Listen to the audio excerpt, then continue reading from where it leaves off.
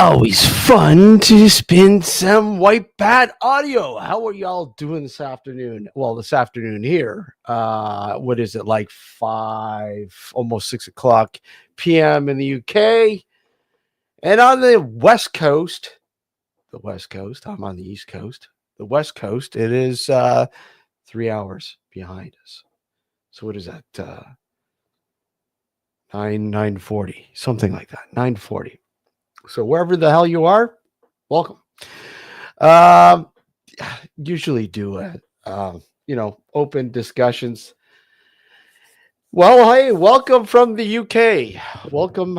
We have quite a lot of people from the UK who watch the show, follow the show, and have subscribed to the show. And I want to thank you. I think a bulk of the people who watch us are in the UK. I wouldn't doubt it. I would not doubt it. Quite a lot of friends of the show are over there. Some in the US and some here in Canada. So as Adam in chat, I want to say, hey, let me say hi to the people in chat. Ryan Spookfest. Michael, how are you? Steven, always good to see you. Thorn Groves, welcome, sir. Or I don't know yet, but welcome. Adam, of course, always great to see you. And who else? I think that's it right now. But Adam mentioned what a great treat after voting. Yes, it is. Today is election day in Canada. So if you're living in the US, in Canada, get out and vote. Let's fucking clean this mess up. Sorry, Thorn. Welcome to the show. I'm sorry. I shouldn't have assumed. I don't know. I'm sorry, but welcome.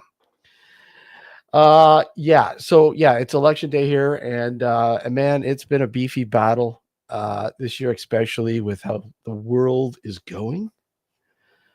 And I'm not going to get too much into politics because I don't want to. I think politics are, like I said, a part of. If you saw, hey Adrian, how are you? If you saw last night's show, a part of the fucking brain numbness is the political scene right now. It's just so fucking. It's a mess everywhere. It's a fucking mess, and more so than ever because of I think we all know why, but it's just I just have to tune it out. I honestly I've been shutting down crap on social media when it comes to talking about certain things. I mean I'm done. People just don't are missing the narrative here on both sides of the spectrum, and it's just one spectrum. It's both sides of the spectrum, right? People are missing the narrative. And and they're both sides are herds. Both sides are herds. You're sheep, as one side likes to call the other side. Well, you're a sheep. You're following the masses because and a lot of it is misinformation. It's just complete misinformation on both sides. Exactly, Ryan. It's just a pain in the ass. And, now here, because here in Canada, because it's election day today, the past few months have been a fucking shit show, a complete shit show, because people are, tired of what's been happening over the past 10 years. And rightfully so, I get it. But you also have to remember what the fuck happened, in the past, 10 years. 20 years, whatever. It's just so much shit has gone on that is it time for change? Yeah, I do believe it's time for change. At the same time, I have to be cautiously I don't want to say cautiously optimistic about the change. Both kind of, both sides have their change more so than others, where others, because of the current landscape, there's not staying the course, because you can't stay the course because of all the disruptions going on with the tariffs being one of the major problems, you know, and the uncertainty of the world economy right now. I mean, now a lot of the so-called experts are calling for a recession in the U.S. Very soon, and if things keep going the way they are, it's sad, but it's true.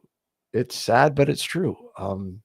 You know, because I mean, you're literally disrupting. And I get it. You have to control your deficit. You do. I mean, there's a time when you got to control it, but I mean, there's a responsible way of doing it. And I think by turning things over and doing a complete 360 is the wrong way to do it. And alienating, um, you know, everyone around you really, and just isolating yourself is not the greatest thing to do, especially now when the world is a global economy. Like it or not, it is. I mean, that's just the way the world is now. You scratch my back, I scratch your back, and so on and so on. That's just the way it is. It's cheaper for everybody to do it this way. Um, is it seamless? In many aspects it is, but not always. And I get it. The fear of losing local jobs. I get it. That's everywhere. It's not just in the U.S. It's everywhere. Everywhere. They're afraid of losing local jobs, localized jobs. They'd like to bring, but you know what? It's just going to cost these companies so much more to bring the manufacturing back and getting setting up shop again. It's just, and not to mention the cost will go up. The cost will go up no matter what. How you look at it, the cost will go up, and that's what you know. I'm sorry. People were promising that wasn't going to go up. Inflation was going to drop and blah blah blah. No, it's going to go up. Uh,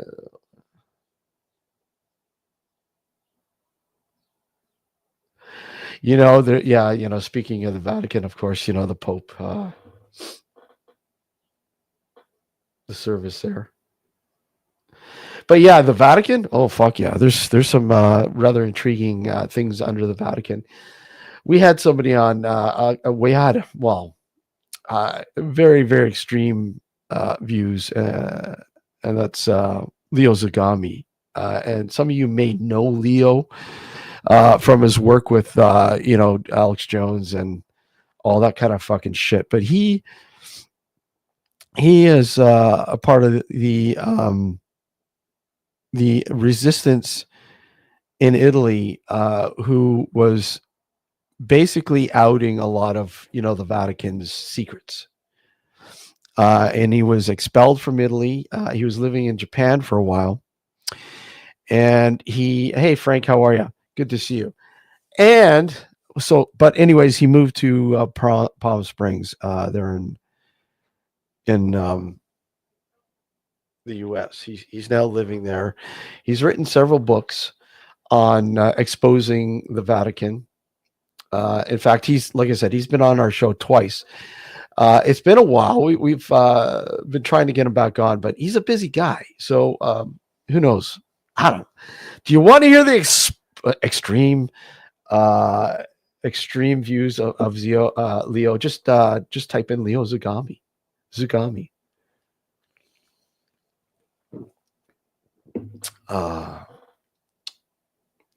What did Nostradamus predict? Just like The Simpsons.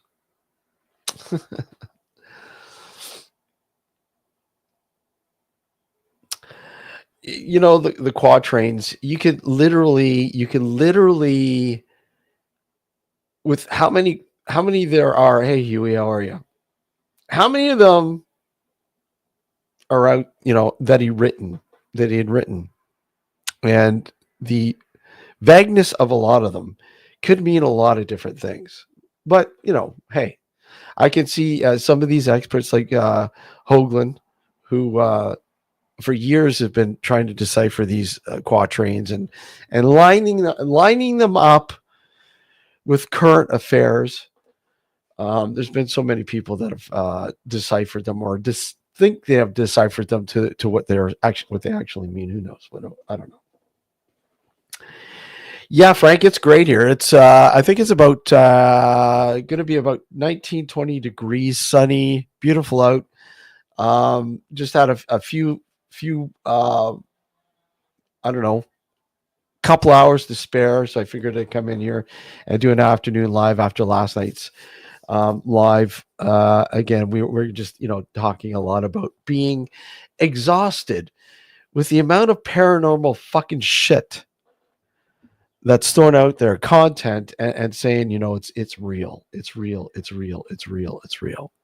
Yeah, there's just so much of it, and literally, for people who are really, really, really, really, really serious about wanting to know what's going on, they're kind of like, what's the point? What's the point now? What's the point of doing all this hard work and for it to be like literally smeared because of all the crap that's out there, the content out there now?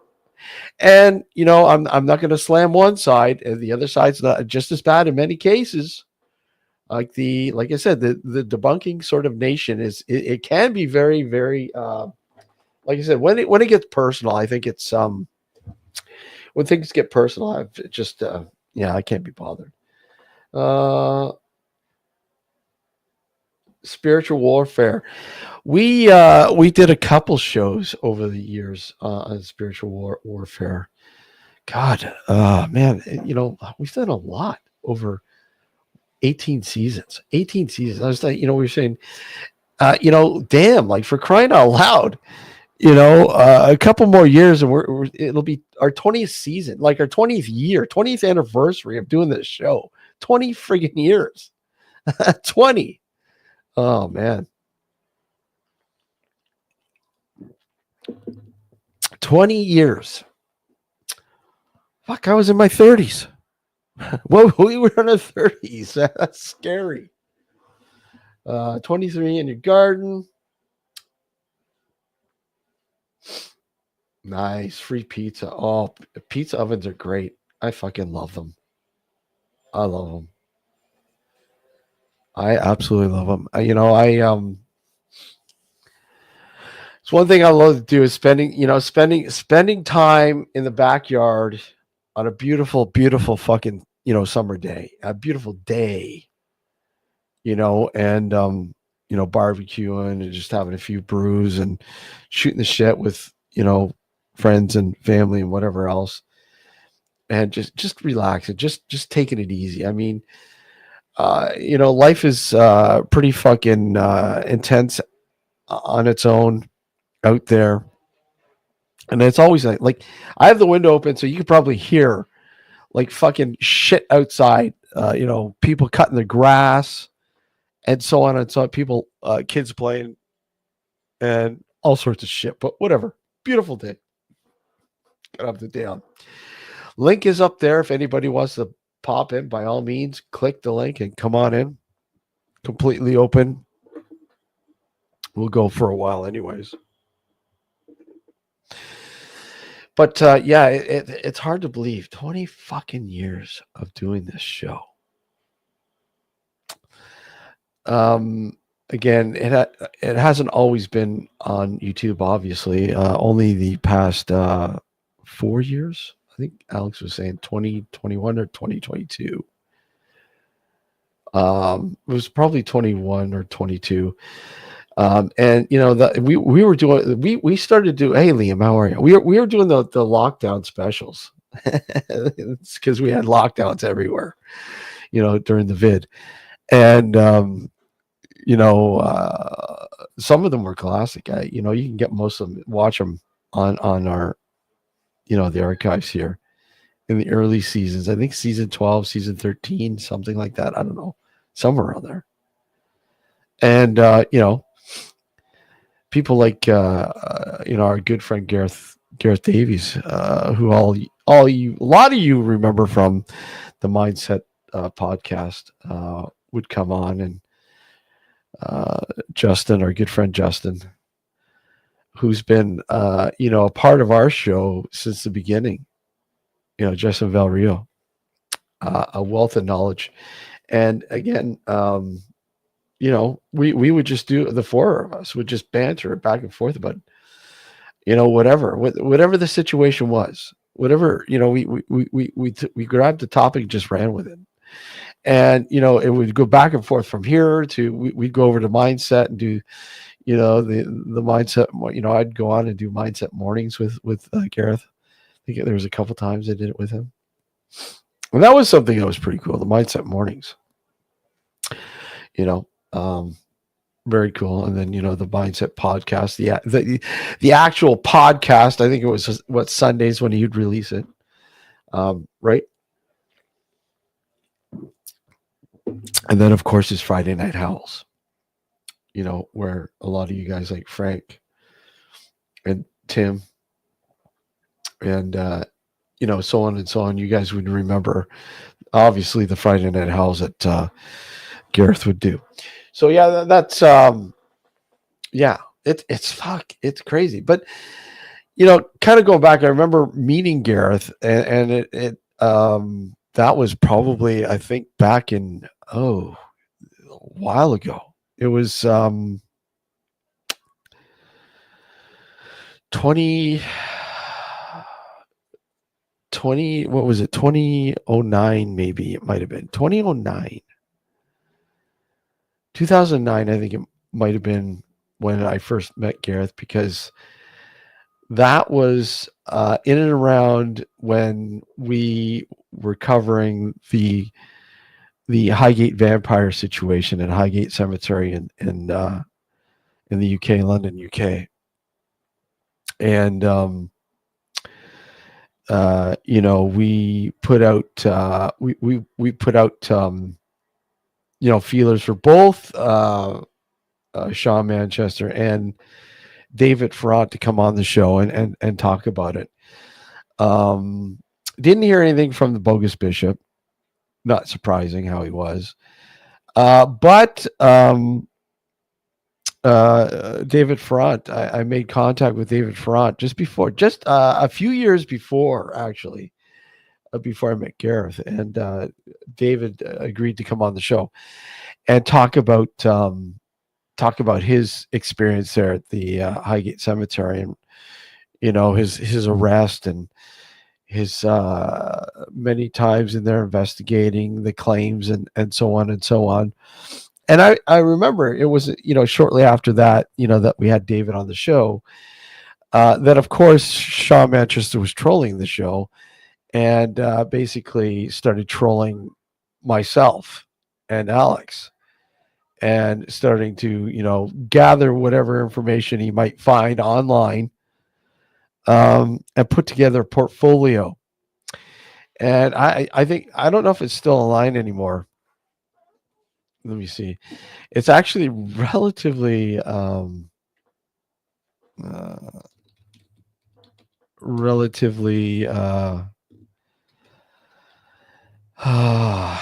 humorous. I don't think though it is on there anymore, up there anymore. I think they might have taken it down. But let me see.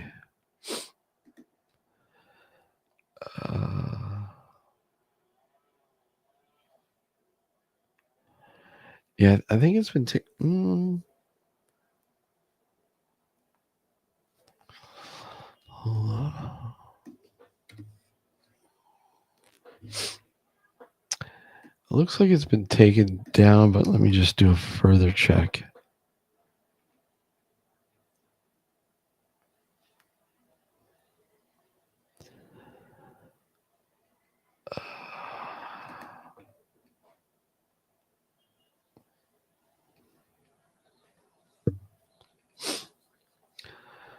Yeah, it looks like it's been taken down. I can't seem to find even the photo he had. used that I think he got it off my Facebook page a while ago, but it doesn't look like, yeah.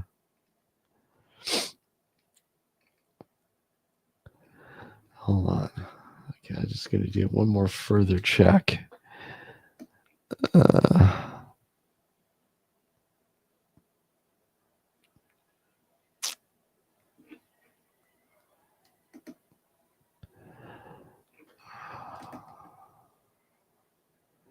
Yeah, well.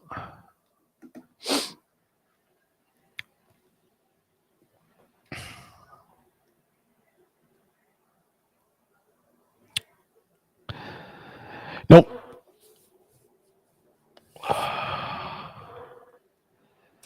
I wish I'd have saved it. I wish I'd have saved it. Hold on. Let me see. Keywords.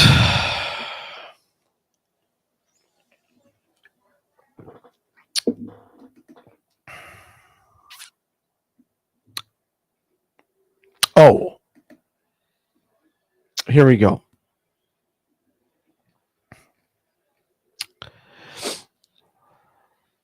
This is not the actual thing, but this is by one of his trolls.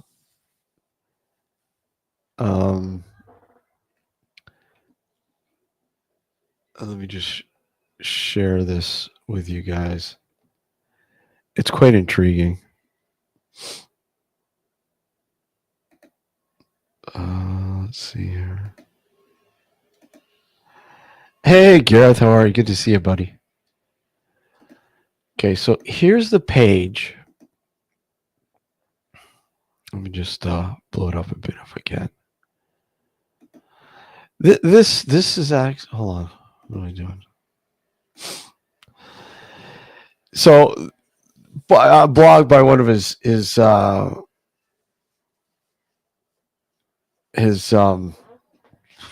henchmen. And this is Sean Manchester called us the evil cabal. Anyone who was basically friends with Sean David Front. So, right.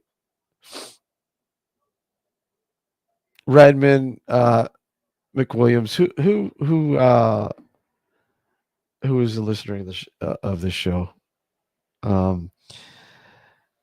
Patsy Langley, of course, she's been not a part of the show, but she's supported it over the years. And Don Eckert, who is a well-known radio broadcaster in California, who was on our show, and we were talking about quite a lot of the stuff too. And of course, our good buddy and co-host Alex Rondini. I love the picture.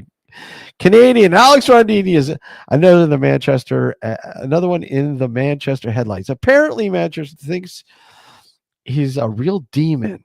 What a brainwashed fool I am. And then, of course, me here. This is, I don't know. That's the picture, but let me.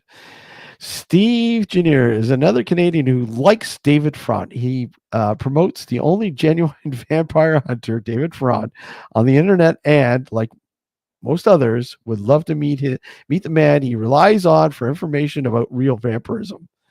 A real intelligent individual. Yeah, I so wish I was like David Manchester or David Front. Yeah, okay.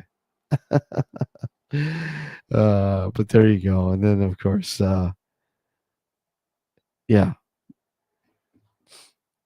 But whatever. That's just the way it is, right? That's the way it goes. The way it goes. Yeah.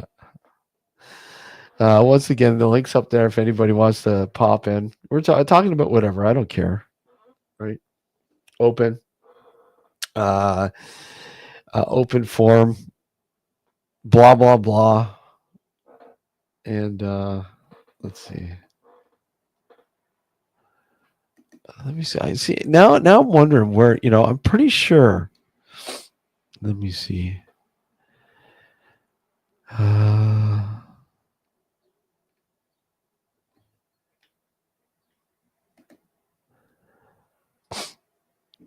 uh, yeah, no, that's not it. It it, it looks like,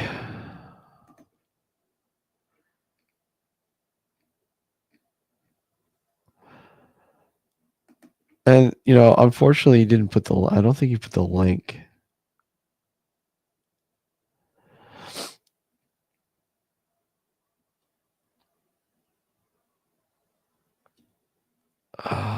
Yeah, he didn't post the link, so.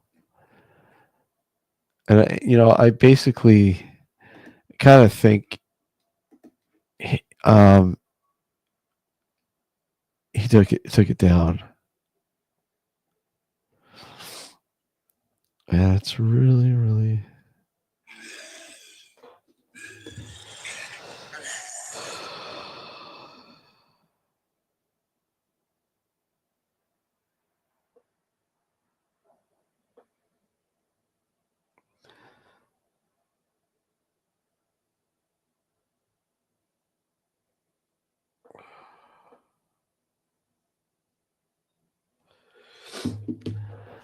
All right. Yeah. So, anyways, that just read the power outage. Yeah, yeah, yeah. I heard about that. Spain, parts of Portugal, and southern France. Major power outages. What's going on? I don't know a whole lot of what's going on. I haven't really read. I just heard about it.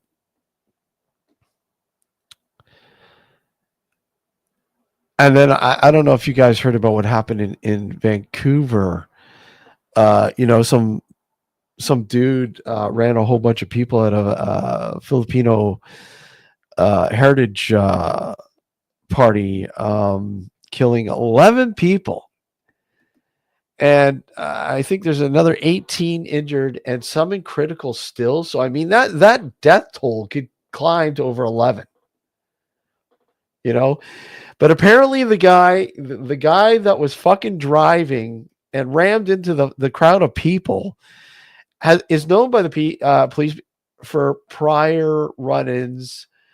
The guy has mental issues. An Asian guy, as far as I know. I don't know, some Asian dude. And literally, yeah, killed 11 people at a heritage gathering in Vancouver. Just drove into a crowd of people who were post it was like a parade or something, party going on, festival, and it wrapped up because there was still some people dispersing, and then some fucking asshole decides that he's going to drive into a crowd of them and running them over. Can you fucking believe it? That happened in Toronto a few years ago, where a guy had a van and literally drove onto the sidewalk running people over. What the fuck is wrong with people? Seriously. Man, it is fucking sad. It is fucking sad that people have to do that shit. You know? Fucking sad. Yeah, I get mad at shit. I get perturbed. You fucking get into a rage sometimes. But fuck, really? you know, that's just fucked up. You know?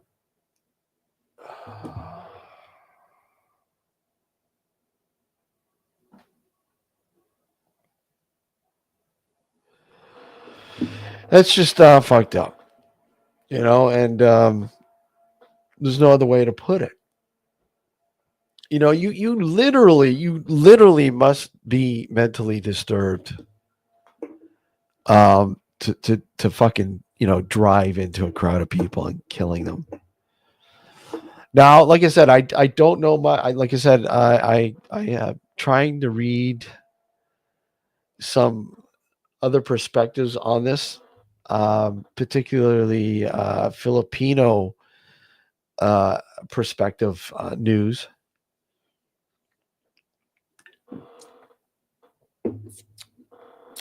Well, hopefully that's not the case.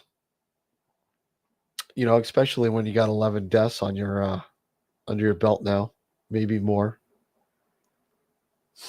You know, bring back the lobotomy. Yeah, yeah, shit like that, man. Fucking people are fucked. People are just fucked up. You know, you know. I don't know. The guy's he's from Vancouver.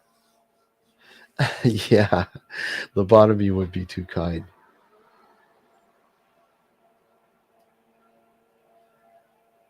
Yeah, I mean there were some kids involved too. Like seriously, like what the fuck?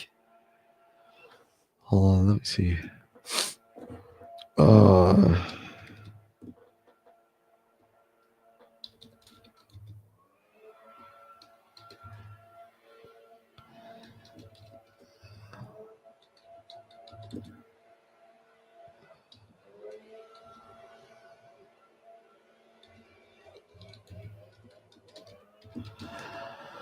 Uh, okay, so hold on, let me.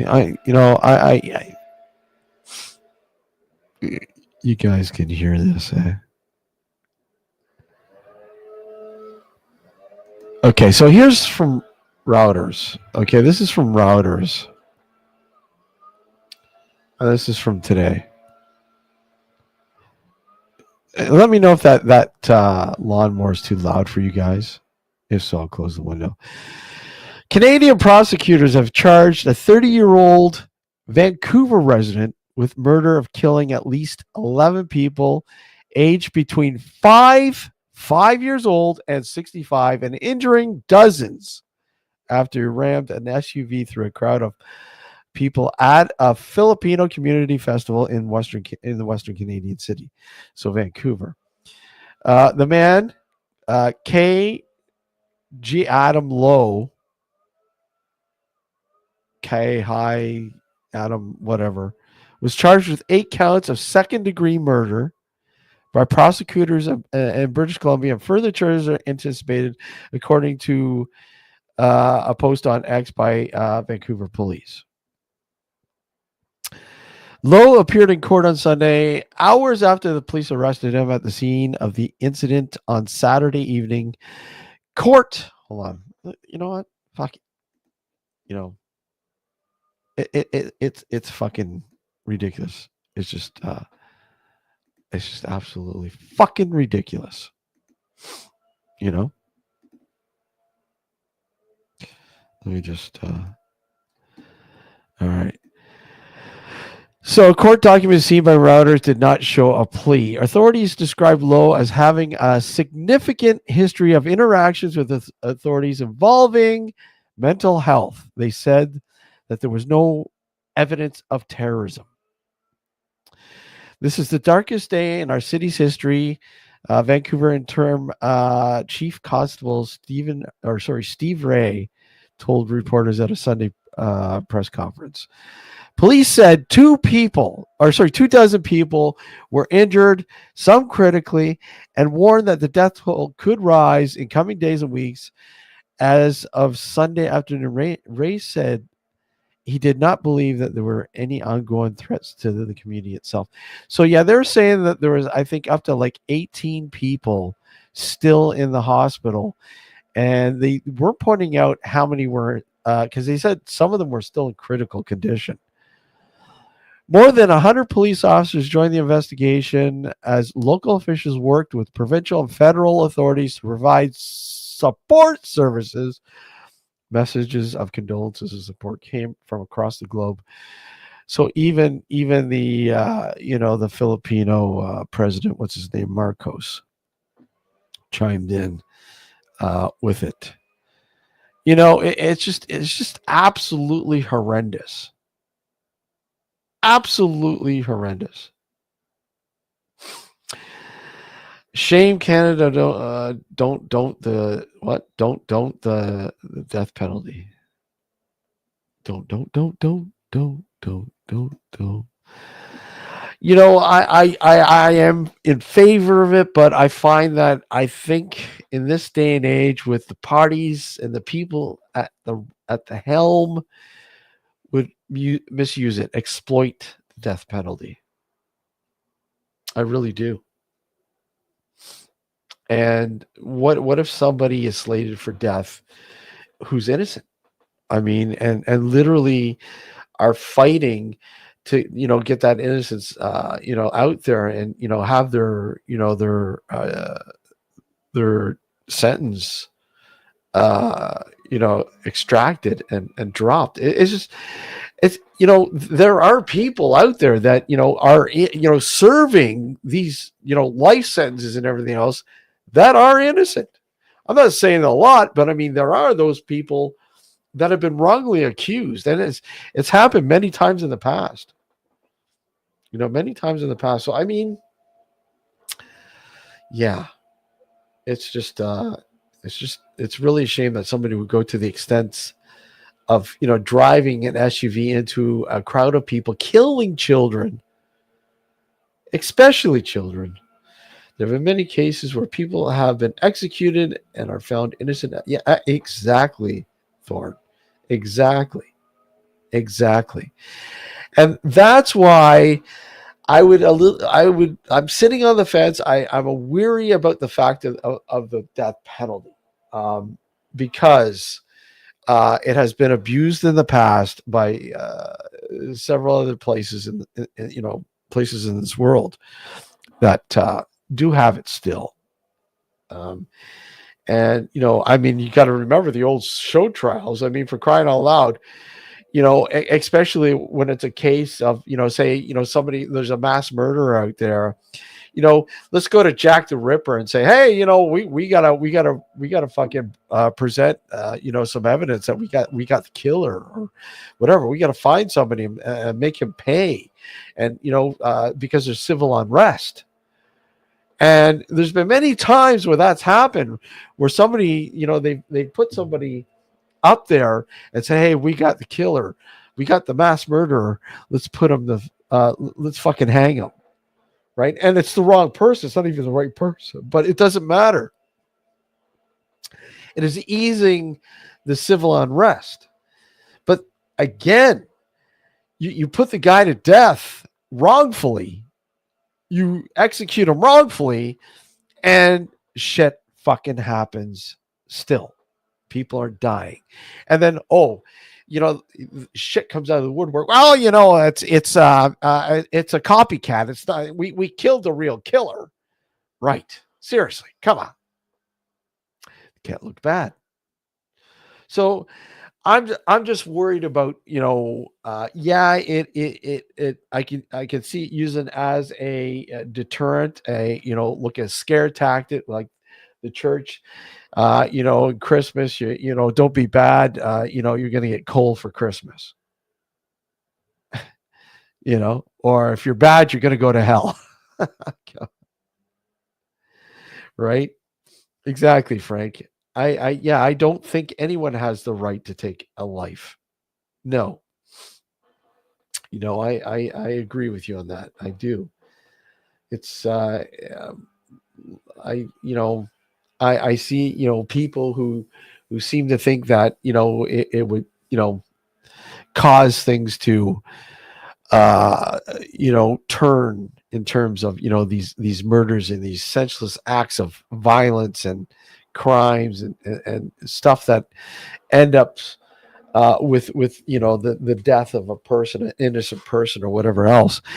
I wholeheartedly feel for the families and victims of that, obviously. But are you any better of a person if you put that person who you know you know caused the dismay? Are you any better? And are you are you making anything better? Are you correcting the situation? No, you're not. A life's been taken Um, and I get the whole sort of um, you know, satanic what is it? The Church of Satan rhetoric of, eye for an eye, you know, sort of scenario. I don't believe that. You can make them suffer. I do believe making them suffer for what they have caused, for what they have done. But yeah, I just don't think an eye for an eye will correct the situation at all. Well, there you go, and that's on them, Tim. I mean, that's them. You know, that's them. I mean, you look at Epstein right there. Yeah, and now the accuser, what's her name? She committed suicide, or did she? Again, so much information out there, and it's being shut up. It's being blanketed, quieted, because things can hit a little too home for some people, some important people. Yeah, yeah. She killed herself, or so they say. Exactly. So they say. And I think the latter with that, Frank, is what I believe. So they say. I don't believe she killed herself. Sab, my friend, how are you? Always good to see you. Hope you are well. And again, guys, click the link. God, I don't want to talk to myself here. Click the link. Pop on up. And it's up there in the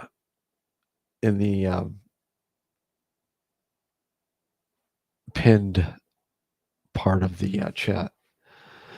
So I don't know. Like there's so much fucking shit, and there's always so much shit going on in the world. I mean, yeah, but I don't know. You guys think things are just fucked up beyond now. It's just, I mean, things were fucked up during the vid,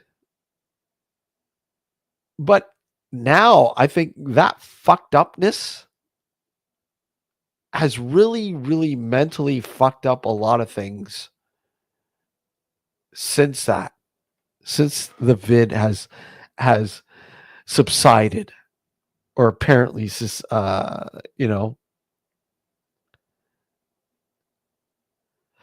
what's this? I'm sure let's try to cool down. Frightening to look at.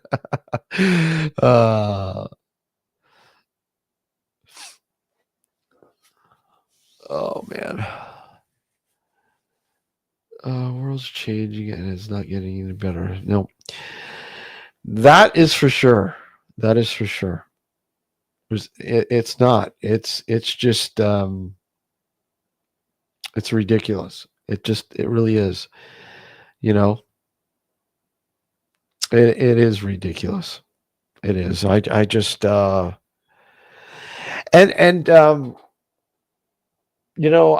I don't push. I don't like to push agendas on people. I don't like to, politically or religiously or whatever. I don't like to say, you're wrong. I mean, that's what you believe. That's what you believe. That's your prerogative. That's your right. And I think now, like I said, since the vid, it's gotten extreme. It's opinion. If you have an opinion, and if you have a view, and a person doesn't agree with you, it's just so extreme now in the reaction. The reaction has become so much more extreme, you know. And some of these, it's not even debating anymore. People don't debate; they just fucking argue, and yell and scream and say you're fucking wrong. You know what they say? They don't even say anything. They just fucking post a meme. See, this is the truth. This is the truth.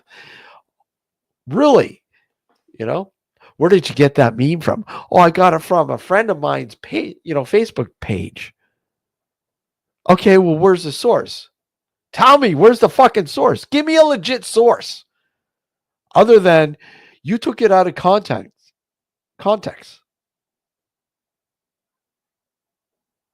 I mean, that is a huge thing right now. People fucking with these memes. In Canada, they have the fucking government has stopped, you know, literally put a fucking stranglehold on any news being shared on Facebook and other platforms. Are really bad on Facebook, and literally, literally, um, what is happening is okay. I can't share the article from respectable news outlet, but what I'll do is I'll take a screen grab, right? And that's what happens. Okay, fine, I get it. And you can't even put the link because it won't let you share the link. You know, even in Messenger, you can't share the stuff here. It's ridiculous. There's a total blackout with it. So I mean, this is caused, especially with the elections going on.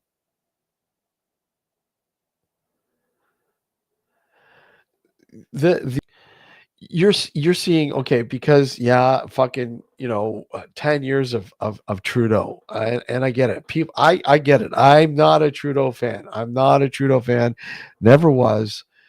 Um, and yeah, I can see people wanting change, but then I voted for the Conservatives. I voted for the Liberals. I voted both. Why? Because I voted for the person who I think who has the best ability to steer past the bullshit. Now, I'm not going to say who I'm voting for this round. I'm going later on today to vote. And if you're out there, vote. Go vote, because I'm telling you right now, it does matter that you vote. It does. But I mean, you look at the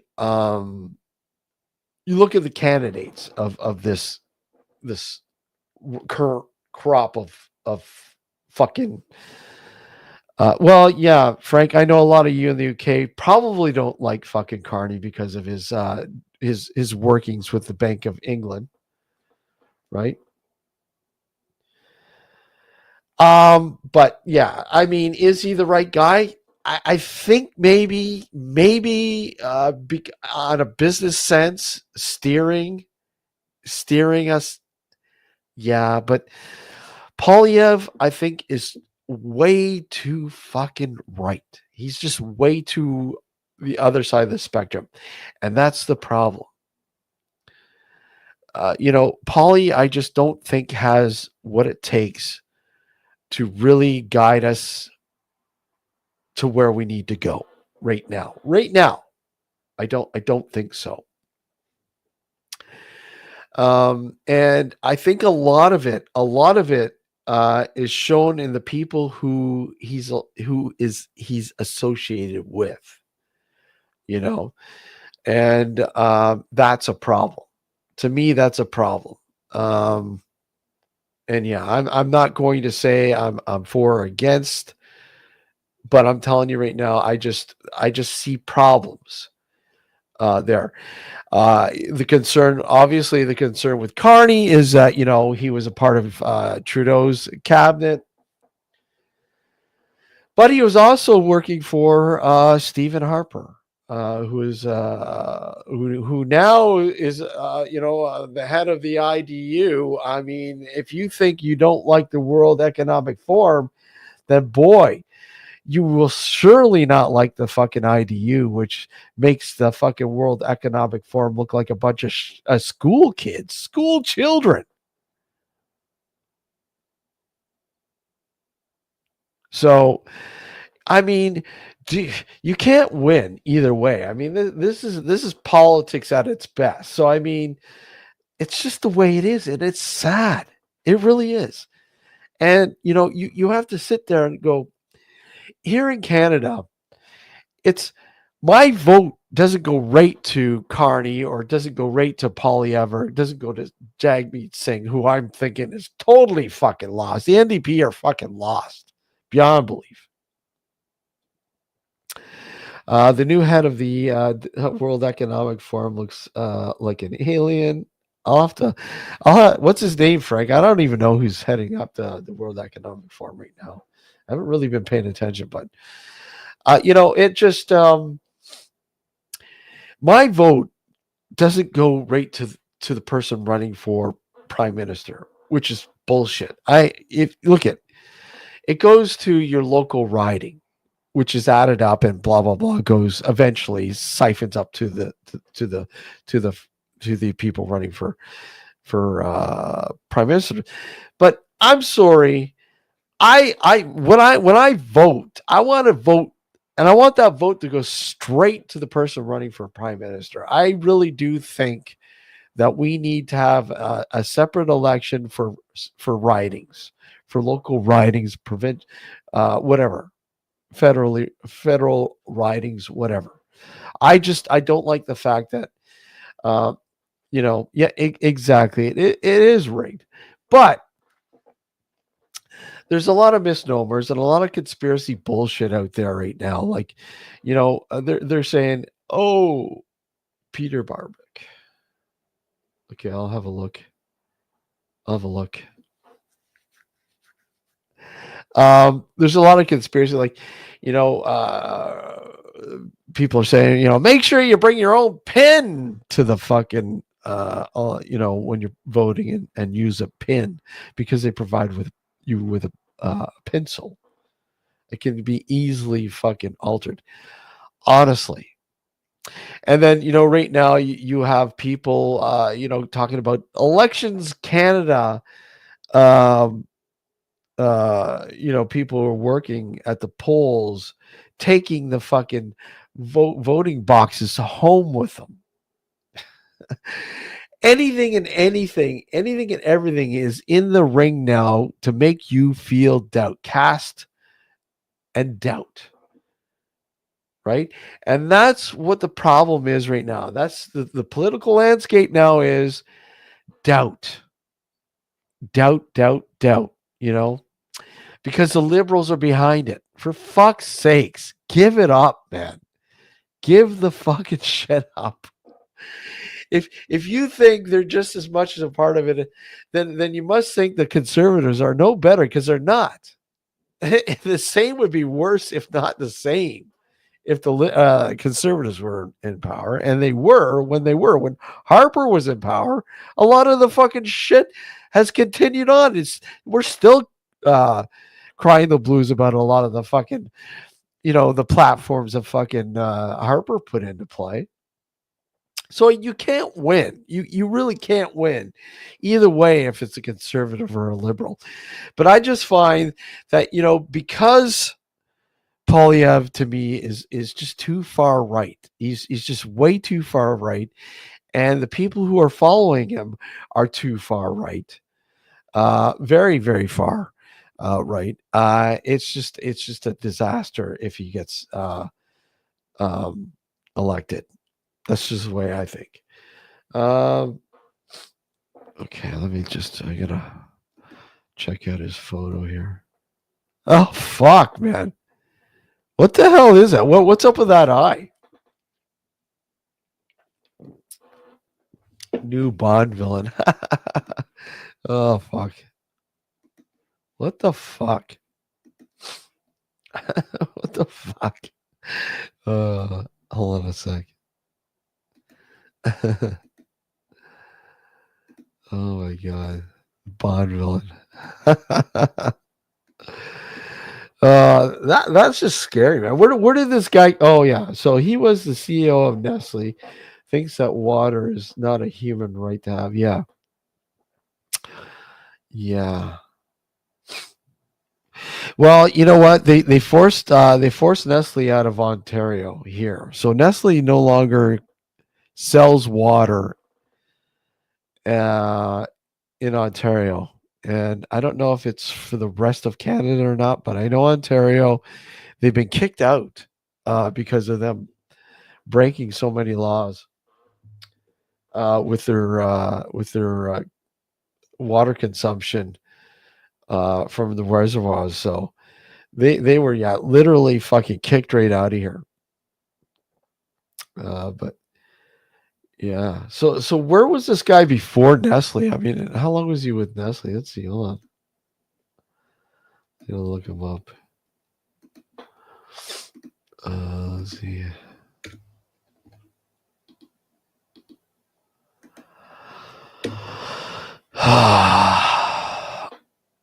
This guy's a weird looking dude.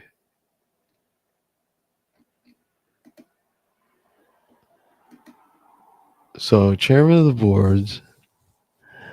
So, Geneva Science and Diplomacy Anticipator. Science Breakthrough Radar. Uh, yeah, a total globalist. Total globalist. Born in Austria in 1944, Mr. Braubeck, Letmetha graduated from the University of World Trade in Vienna with a degree in economics. After joining the Nestle Group in 1968, he spent a significant part of his career in Latin America before being transferred to Nestle International headquarters in Vevey as senior vice president. Appointed executive vice president of as of 1992 and a member of the executive board. He was in charge of strategic business unit sales and marketing and corporate communication. He led the Nestle Group from 1997 to 2008. First as a CEO until 2005, and then a chairman and CEO. In 2008, he stepped down as chairman, CEO, and remained chairman of Nestle SA on April 6, 2017. He was appointed chairman of Images of Nestle SA. Also serves as chairman foundation. Yeah, so chairman of the World Board of the World Economic Forum, and as a chairman board of the Verber Festival. He is the chairman of the supervisory board of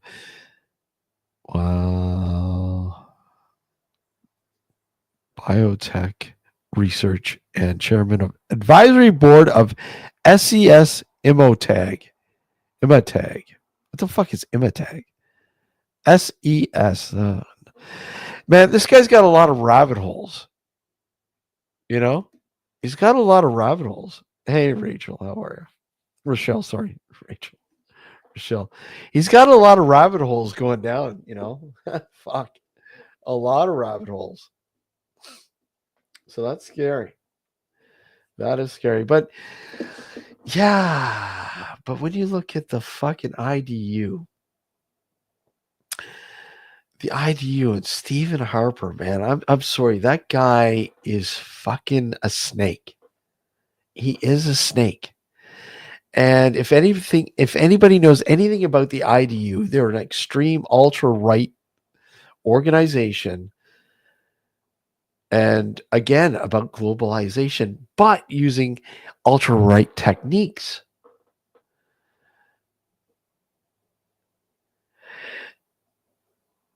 Lizard people. I don't know. I didn't really see another photo with that. Hold on. Let me just see. Oh, yeah. Yeah, taken from the Financial News. That eye's fucked up, man. That is fucked up. Let's see. Is there another photo? Another photo of that eye. No, not there.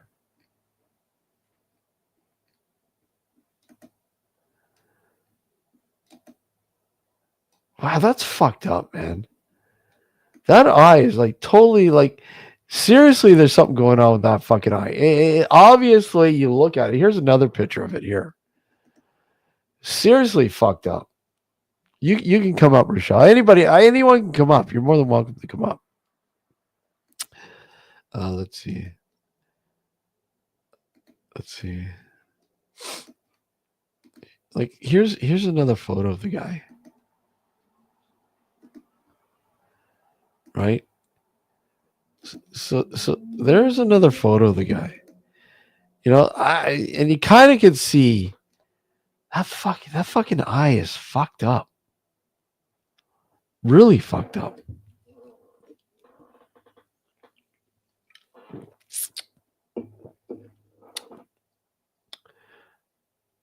Uh, you know, hemorrhaging in that eye, maybe. I don't know, but Frank, is he a lizard?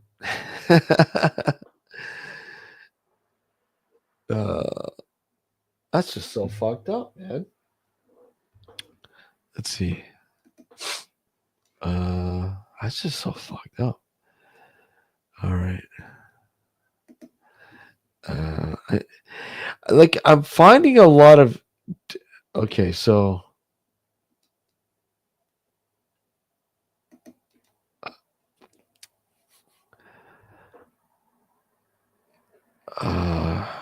Nobody caught it. So New Republicans. So I'm looking at the Reddit forum on the New Republicans, and see what they're saying, but no comments about him yet that I can see. So I don't know. That's fucked up. The Black Eye Club. It just seems to be the only photo they took.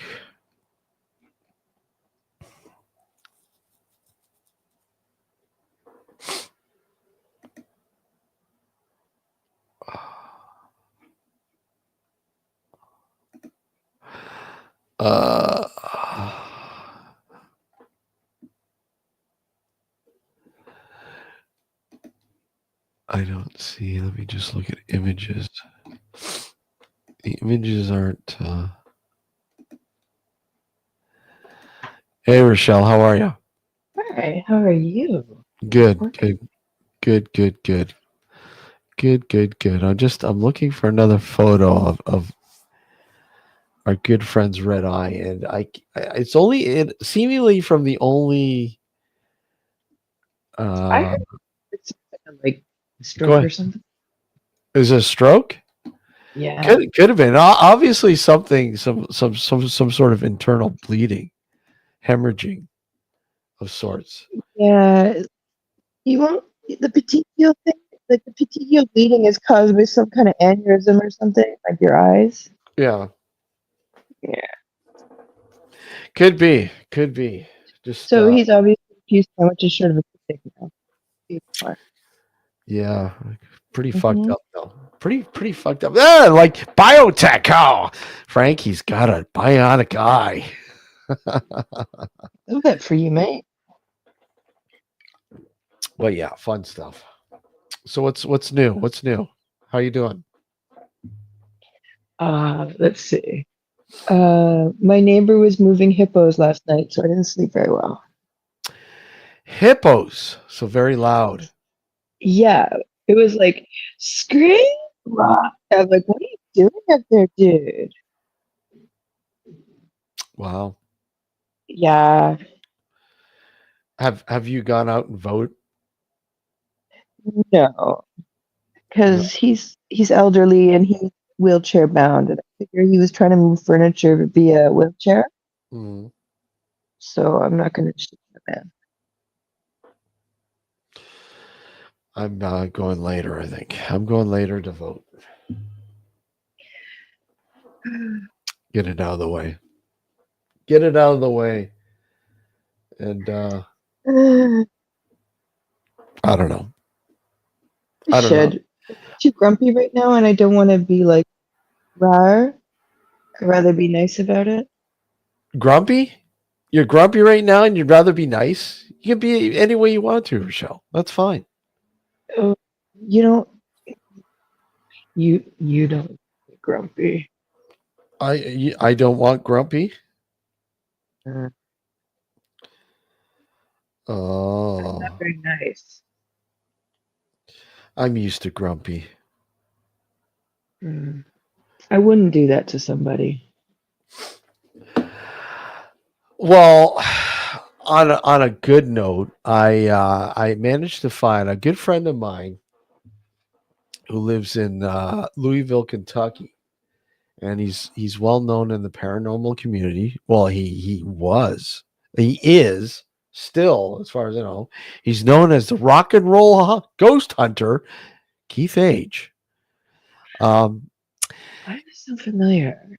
he was on a series of things by the Booth brothers years ago, and he's basically the guy that literally made Waverly Hills like, you know, a popular destination for people to go to. But anyways, he was. I don't know about you, but years ago there used to be this, this well known peanut butter, banana and peanut butter spread called, what was it called? I remember Ghouls. that. It had like little divots of like peanut butter inside. It was like, It's like a spread, right? yeah, yeah, yeah. I And remember that. it was so fucking good. Anyhow, he's like, I get a message from him the other day, and he's like, "Hey, look at this is up in your neck of the woods. I was wondering if you can grab me some." And I'm like, "Yeah, fuck, they're all over." Sold by Sobeys here in Ontario. There are our compliments. It's like a banana peanut butter spread. He goes, Yeah, yeah. "Dude, can you grab me some of this?" I'm like, "Yeah, absolutely. I just gotta find it. I mean, I don't know if all the locations will have it, but I'll try." But this morning I found it. He You was did. yeah, he was happier than a pig in shit. And I'm like, "Dude, don't worry. I got you. I got your back, man. I got your back." So yeah, I was just happy. On a good note, I will be sending him down some banana peanut butter spread. Fuck, I should have grabbed some for myself. It sounds so good, right? I don't I wonder how much the duty is going to cost you. know. As far as I know, still now it's because it's a gift. Oh There, yeah, gift duty isn't that bad. Yeah, yeah, yeah, yeah, yeah. So there won't be any duties yeah. per se, and it's just small package rates are fucking outlandish. So I think something like that will probably cost about $25 maybe to ship. Yeah, Uh, and it's not too bad, but whatever, because it's got weight. I mean, it's a jar, right? So it's got a little the bit of joke. weight. Yeah. So yeah, but I mean, whatever. If he can't get that shit, obviously can't get it down there, and he wanted some, so I'm like, yeah, no problem. Don't worry about it. It's all good. I know he's It's choice stuff I have to send to someone I know in the States because it's really good. what's that? Like, the President's Choice, they're like marmalades. They're really nice. And I'm gonna send some to like Ohio or something because they're Oh yeah. really nice. Yeah, yeah, yeah. And they cost nothing here. The- And they don't put them in jars anymore. They put them in plastic, so it shouldn't cost me that much anyway. yeah. Yeah, they're Can really you cool. slice a banana and some peanut? Yeah, you can, but you know what? I'm telling you, this stuff apparently tastes like what the hell? Hold on, I'll tell you the It's name of like it. a peanut butter and banana Sammy. Yeah, and literally, it used to be. Hold on, Uh, Google. Kugel. Remember Kugel? That was the name of it. Kugel. Here, Kugel's like Jewish food. I huh? make that on the regular once a month. Yeah, I remember that good stuff. Yeah. So that is no longer. You can't get that stuff anymore. But that was back in the day. But apparently, somebody was saying it tastes exactly like that stuff. Maybe they So bought it. Maybe Compliments bought it, eh? maybe you never know, right? You never know. Or it Yeah. was made by Compliments, and Yeah. it was like all these like dude. I don't know. Was it ever sold? I don't know if it was ever sold here. I mean, I remember when I was a kid, but hold on, let me just see. Now I'm curious. I'm You very know, curious. there's an Aldi out in Aurelia, and it's like they have like the brand, and then they have the no name brand by Aldi, and it's the same fucking shit, just in a different box. It's like the Walmart stuff. Yeah. Yeah. Some of them are made by the same company, like Cheerios are made by the same company. So yeah, it was in the 70s, and it was made by Kraft. That's right. See? Marketed by Kraft. Um, and If that's you actually look up, like compliments or like Equate or whatever, you can see what company that company has purchased like different like selections of foods from different companies. Like yeah, independent. yeah. So I mean, yeah, it's a possibility. I mean, Kraft's not doing it anymore, so hey, why don't we just make our own? Yeah, that's Kraft let go a lot of like independent stuff they owned, like here and there. well, they Like did yeah. too when they got rid of a lot of stuff when they merged with Heinz, right? Right? They said, Yeah. and some of The the stuff Canadian, they they had to, just sold to the biggest bidder. yeah, and they had to, yeah, they had to unload a lot of stuff that sadly you can't keep it if you're going to merge. It's called a monopoly, so we got to Yeah, get and a lot of Canadian stores like Compliments and President's Choice just picked it up. pick it up, start making their own. But I mean, it's not like they've made that. I think that was like from the what was it, the mid to late 70s when they made that shit, and it probably didn't. I don't think it even lasted that long. I think it lasted the 80s, and like I said, like like No Frills, President's Choice, like picked that shit up, like the candy. I just picked it up. Mm, yeah, candy. There's another thing. Well, it's like the concept of the bulk food store, and now we have like just Bulk Barn, and Yeah, it's like a No Frills affiliate with the big old yellow sign and the Canadian flag. Boop, it's right there. here we go. Oh, What's going hello, on? hello. How's it going? Oh, not too bad. Thank you very much. Is my audio okay? Your audio's fine. Yeah, Oh, thank you. So what it is that I saw you have a stream online, an open link, so I figured I'd join if that's okay. that's fine. Oh, brilliant. So, what are we Yeah, talking this about today yeah, then? last five. Hold on, I need to change it. What's that? Sticky meow. We were just talking about a peanut butter spread right now, but it's open discussions right now today. So Oh, brilliant. yeah. Well, anything you want to discuss then? Look, I'm open for anything. I'm not going to be like a what's the word for it? Hostile witness or something. Well, no, I just what were you like? You just came up. You wanted to be a part of the panel. So what did you have in mind? Anything, to be honest with you. What are your interests? Well, movies, music, nerd stuff, I'd say. Nerd stuff. Nerd stuff. How about UFOs, paranormal, whatever? Are you into any of that stuff? Oh, well, I do like UFOs. Yeah. Depends on Or which Brexit. one you like. If you're going back to like the early days where it's the Roswell crash, or you're talking about the modern stuff where it's apparently the US has developed planes that can mimic UFOs. What about you're in the UK, right? Yeah. Yeah. So what about stuff like what is it? Rendlesham? Oh, well, when it comes to UFOs in the UK, there is some discussion, but there's not a lot as in America. Do you know what I mean? Really? I Yeah. Mm. I've heard quite a bit of flap from the UK actually.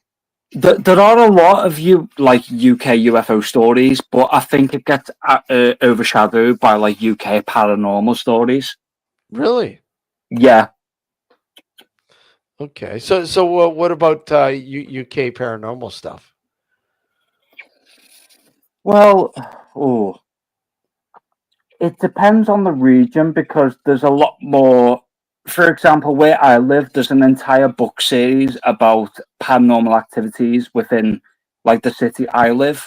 But Mhm. around the UK, there's a lot of famous hotspots, Yeah. like famous hotels, famous cottages, stuff like that. Mm. Awesome. Yeah. There's a lot of stuff over there. I mean, a lot due to the vastness of history, the rich history of much of the UK, right? Well, So, I know the US has a lot of paranormal stuff because I mean, the famous movie Poltergeist, where it was based off, over a Indian burial ground. mm, So that's like a lot of the source for paranormal stuff. But that seems to be a running theme with a lot of. That's actually a made up story. It was actually made up by originally that Mr.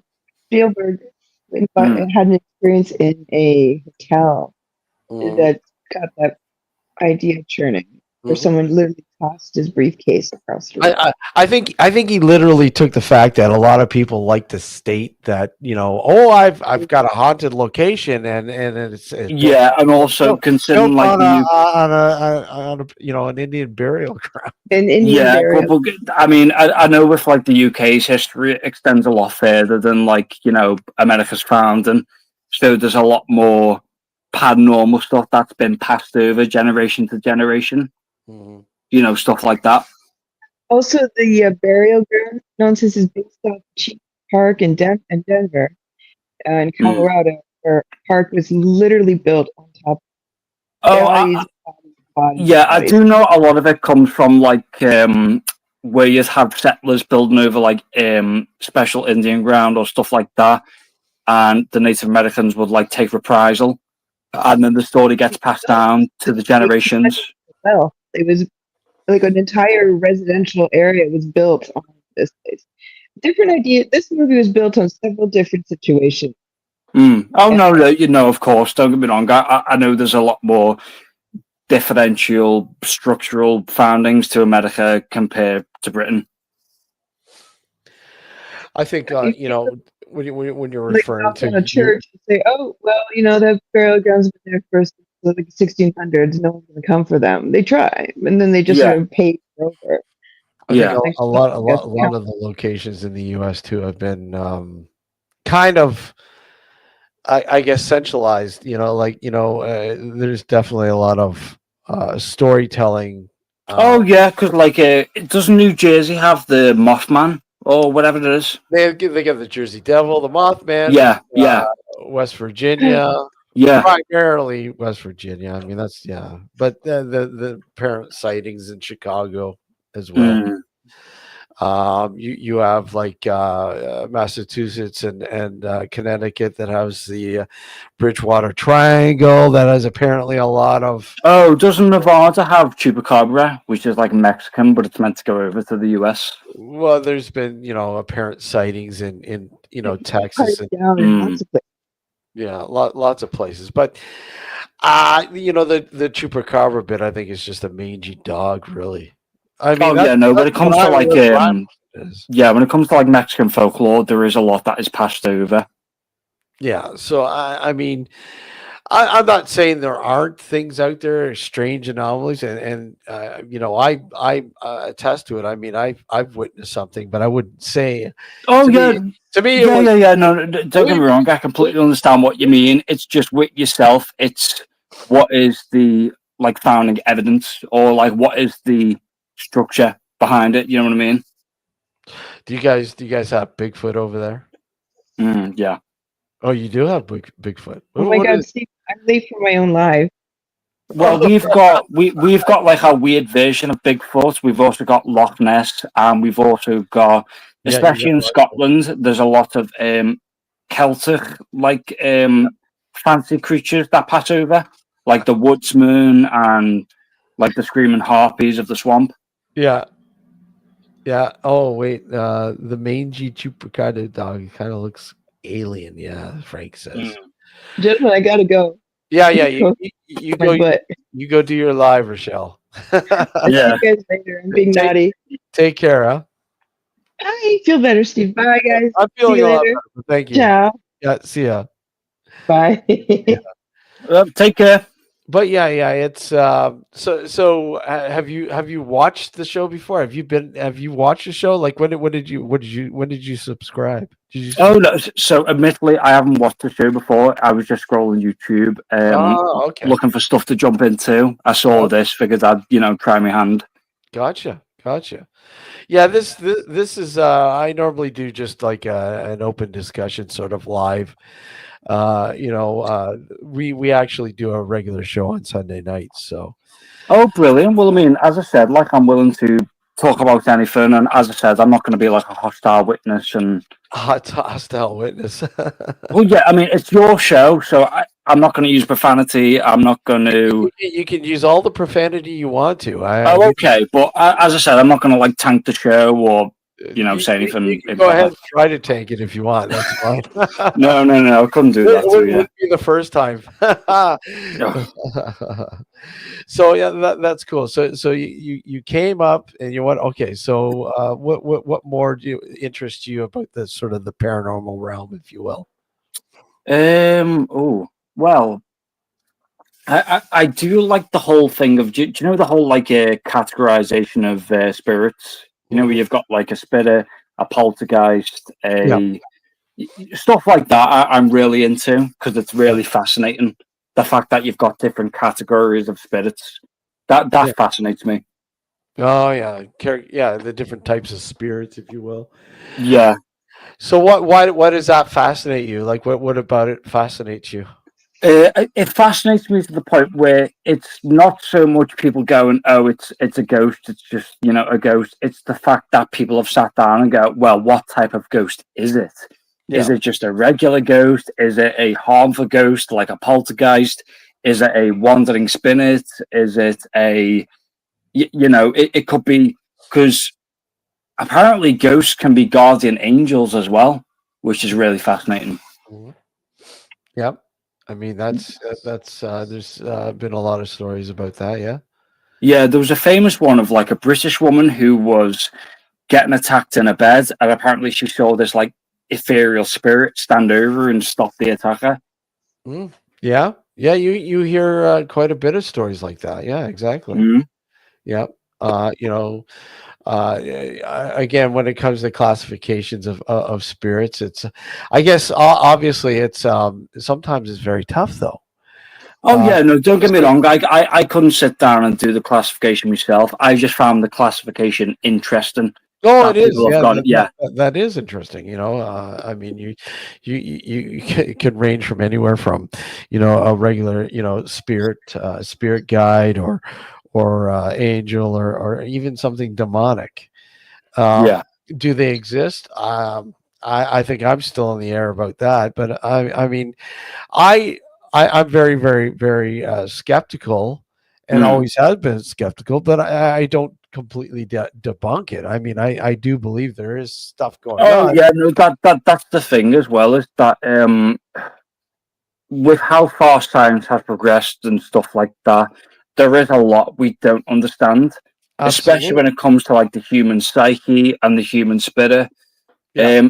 Did you ever hear about the guy who was trying to measure the weight of spirits? I think I do remember hearing something, actually, a couple sort of experiments with that. But Yeah, he was the guy who was measuring people who just died, and he noticed that of all of his patients, all of them would lose 20 grams of weight, no matter what. Yeah. And he was like, "Oh, we can absolutely define the weight of a spirit by 20 grams." Yeah, I mean, I do. I've heard that 20 gram difference. I've heard that Mm, several times, and now when you look at the way I look at it is, of course, um, we as a physical sort of vessel, if you will, yeah, when we do pass, it's like, okay, so where does our energy go? I mean, energy is infinite. It doesn't die, it transitions. So where do we go when we die? And again, is that weight, is that an indication that it does travel elsewhere? I mean, I don't know. um, I mean, it certainly is. It gives you the intrigue to think, well, hey, it's possible. But how do you sort of like record that, if you will? How do you record, your energy transitioning and being is it being dispersed into the universe, the surrounding yeah. universe? I think the thing is that when it comes to well, the thing is, this goes back a long, long way. Yeah. Humanity has always had a disgust and fascination with death. If Yep. you go back to the ancient Egyptians, the Greeks, the Romans, they always deitized death. You Yep. know, the Egyptians had Anubis, the Greeks had Hades. I can't remember the Roman one, Uh-huh. but they always had this fascination and disgust when it comes towards death. Where, like, don't get me wrong, I don't know the answer. Yeah. No. Um, yeah, I don't think we'll ever find it, but I just think when it comes to like humanity as a whole, we have we have this unique ability towards death that we can be drawn towards it, but we'll never understand it. So I think that's why of course we try and find out what it is. Yeah, yeah, I agree, Frank. Frank Oh, posted just call me something. Bear. Sorry. No, no, no, no, no. Frank in chat there. He had written something. Oh, oh, oh, oh. We go to join a consciousness like Mother Earth intelligent. Well, the Was thing is that we don't exactly know because no, but there's no we can't exactly step back from the afterlife or whatever is beyond and go, hey, here's a descriptive what it is. yeah. Hey B, how are you? Yeah, no, absolutely. But I think though, when you do study beyond the non-physical sort of realm and get into the metaphysical sort of realm, Mm, you start to understand a little bit more than about the sort of the non-physical aspects of your being and where it might yeah. go and what might happen. Because I mean, we all know, obviously, it's not. Is it death? It's death of the physical sort of Well, aspect. the thing is that a lot of people say like, oh, when you die, you just see black. However, seeing black is it's perception, and perception is seeing a thing. Black is a thing. So the fact that you are seeing something Yeah. must seem that there's something beyond. Yeah, I mean, what it is a different scenario altogether. Because I mean, Mm. yeah, you see light, go into the light, don't go into the light, whatever. You don't go in the light, you come back, and you can explain what you've seen. Well, the fact that we still see something, whether it's light or darkness or whatever, the fact that we still see it beyond death must, ratify the fact that we still have some type of consciousness or something beyond. Yeah, well, I like a really good text to sort of read, and something that was meant to help people, especially Tibetan monks when they Mm. passed, is the Tibetan Book of the Dead, right? And it showed that the school of thought is you can obviously be resurrected, or you can be Yeah. so on and so on. But if you can't let go of the sort of physical aspects of the physical world, then they literally, what happens is you're sent back, right? You're sent back, and Yeah. you will not sort of, go to the next level of existence, and Well, that yeah, that's the whole enlightenment, thing of like right? the will of Enlightenment, humanity yeah. triumphs over everything. you know where, if you're able to let go of your physical sort of aspects of life, then you go into the world of enlightenment. So Yeah, the grand, I guess, the grand space of existence, if you will, right? yeah. Rather than being sort of, oh, I got to go back. I have to live. I have to live in in a physical sort of vessel again, and go through that torture again. You know, and I mean, with how the world is, it's almost a struggle. It's like a huge struggle now to Hmm. live in the physical sort of vessel that we call our bodies, right? Our being. So I don't know. It's an interesting sort of discussion, that's for sure. Yeah, because as I said, there's no like there's multiple theories, there's multiple factors. There's no, as I said, there's no one truth we can point to and go, that's the one. It's all different. It is. It is. I mean, a lot of people just say, well, you can lump it all together, but no, not really. There are The only different. way we could lump it all together is if we took into the fact that every aspect is the aspect of God. I mean, I'm not going to get into the whole like religious Christian thing, but Mm, there is a big aspect going on where people say that, oh, no matter the religion, you always point towards God. mm. It's just a different like alleyway towards. Um, Well, you I know that mean, the aspect of God has been in several different, exactly, yeah. Like organized Dead Sea religion. Scrolls, Judaism, Yeah, Christianity, Islam, the they all have, Romans. yeah, they all have this similar storyline. And but if you go back to paganistic sort of followings, same thing. It's like Mm. one being, one grand being with, Yeah, you have one different ruling above the deities. rest that you You have would go towards. Yeah, you have different deities, and different whatever, but there's the grand sort of, the grand being, the beginning, the all Yeah. being sort of, okay, so you begin there and then you end there, sort of thing. Well, that's why Romans adopted Christianity. Apart from a few other things, the Romans adopted Christianity because early on the cycle they adopted a god called Sol Invictus, and Yeah, they were so perplexed about what this god could be. And yeah, later down the line, when Christianity became predominant, a lot of the Romans went, "Oh my god, um, maybe Sol Invictus is the best way I can describe it is it's a different branch from the same tree." yeah, So they saw Sol Invictus as the god of the Christians, but they were just going the different like route towards them. So yeah. that is why the Romans eventually ended up like adopting Christianity. Of course, there's a load of other reasons why, but that was like perpetual factor behind it. Yeah, it's interesting how, when you look at the early parts of organized religion, and how it sort of, took over Mm. from, all the scattered sort of paganistic sort of views. But again, taking at the same time, taking sort of those paganistic views, and adopting them, and sort of Oh yeah, structuring. because like the Norse had four, the Yeah, Aztecs had the sun god. I yeah, forget his name. Sorry. The Egyptians had.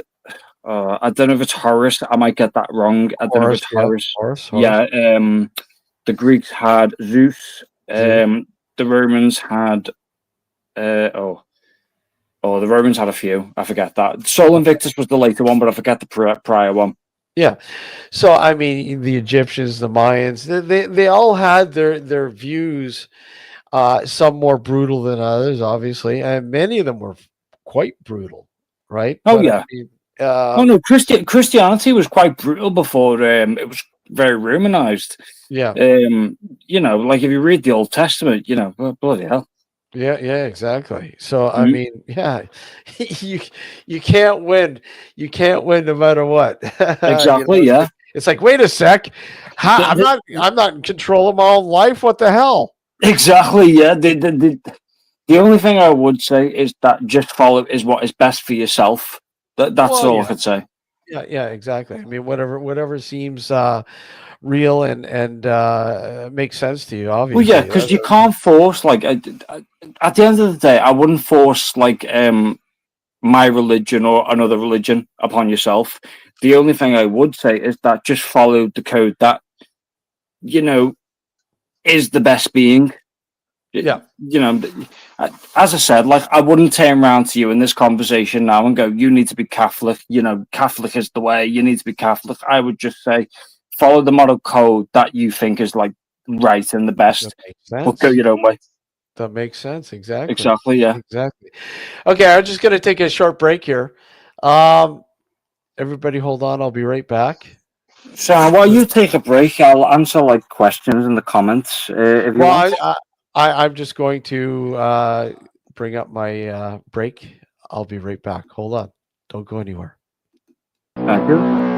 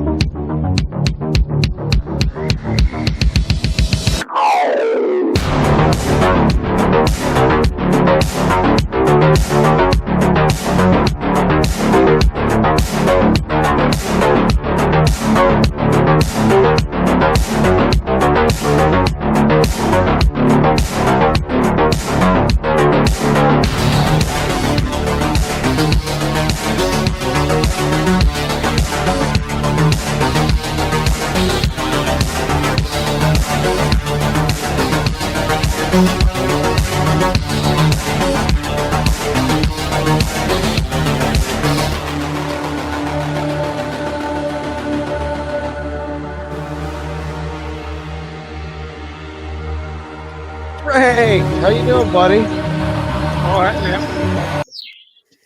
All right. So, Hello, Frank. Hello, Bear. I don't know what your name is, but I could just call you Bear. Bear, Yeah, just call me Bear. was that Baronowski or what? Oh yeah, don't worry about the name. Just say Bear or B. So, yeah, I was reading the DMT. So you go for more sessions. Eh? That's pretty cool, dude. 3 more sessions in August, yeah. Oh, nice. Extended DMT. Oh, It lasts over an hour each session, so got So three. is there like a period where they tell you, okay, just you can't do it for next, or can you constantly do it, or is there like an experience, like a time frame that you have to wait to go do more sessions, or I how think does it? DMT is probably like one of the.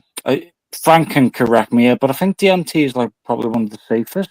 If I'm Yeah, wrong. it's a natural substance that's in your body. So, Yeah, Okay, and it's probably they think it's probably responsible for our waking consciousness. yeah, yeah, It could have something to do with the way we observe reality in everyday life. But obviously, if we have a lot more of it, then it opens up. It takes away the filters that our Yeah. brain puts on. So we see a lot more of. Well, it basically blasts you into another universe. all of a sudden there's going to be these DMT farmers. Look out, Frank. They're gonna take your DMT. But it's literally it's probably the most closest thing you can get to a near-death experience without Wow. obviously yeah. It's probably like one of the most safest out there because when it comes to all the others, like a lot of those come from obviously mushrooms, and then you've got like the psychedelics that from like plants that are meant to defend from predators, that type of stuff. Yeah, Well, I had the fun part of doing the ayahuasca, and that was quite a. well, that is basically DMT, but that comes with a lot of struggle and sickness. Yeah, because I know that Yeah. acid is the furthest because it's manufactured, so it takes away a lot of that process. Yeah. And the DMT I have is intravenous on a drip, so it goes straight into the bloodstream, but like a nice. microgram levels, and they just feed it constantly for about half an hour, but it lasts over an hour. Frank, you got some Doom Bar. Oh yeah. Awesome. Oh, nice. Awesome. Come on. Awesome. Can you get that pretty much anywhere down there? Over there? Yeah. So, we got we used to have, Frank, do you remember like Doom Bar steak pies? no, I don't know. Oh, now you have even more intrigue. Doom steak. Yeah, they used to do Bar like steak Doom. bar. Yeah, they used to do like Doom Bar steak pies, Doom Bar fish and chips. Oh, that was the Oh, joy. wow. Okay. Yeah. Doom Bar fucking steak pie. That sounds good. Oh yeah, no.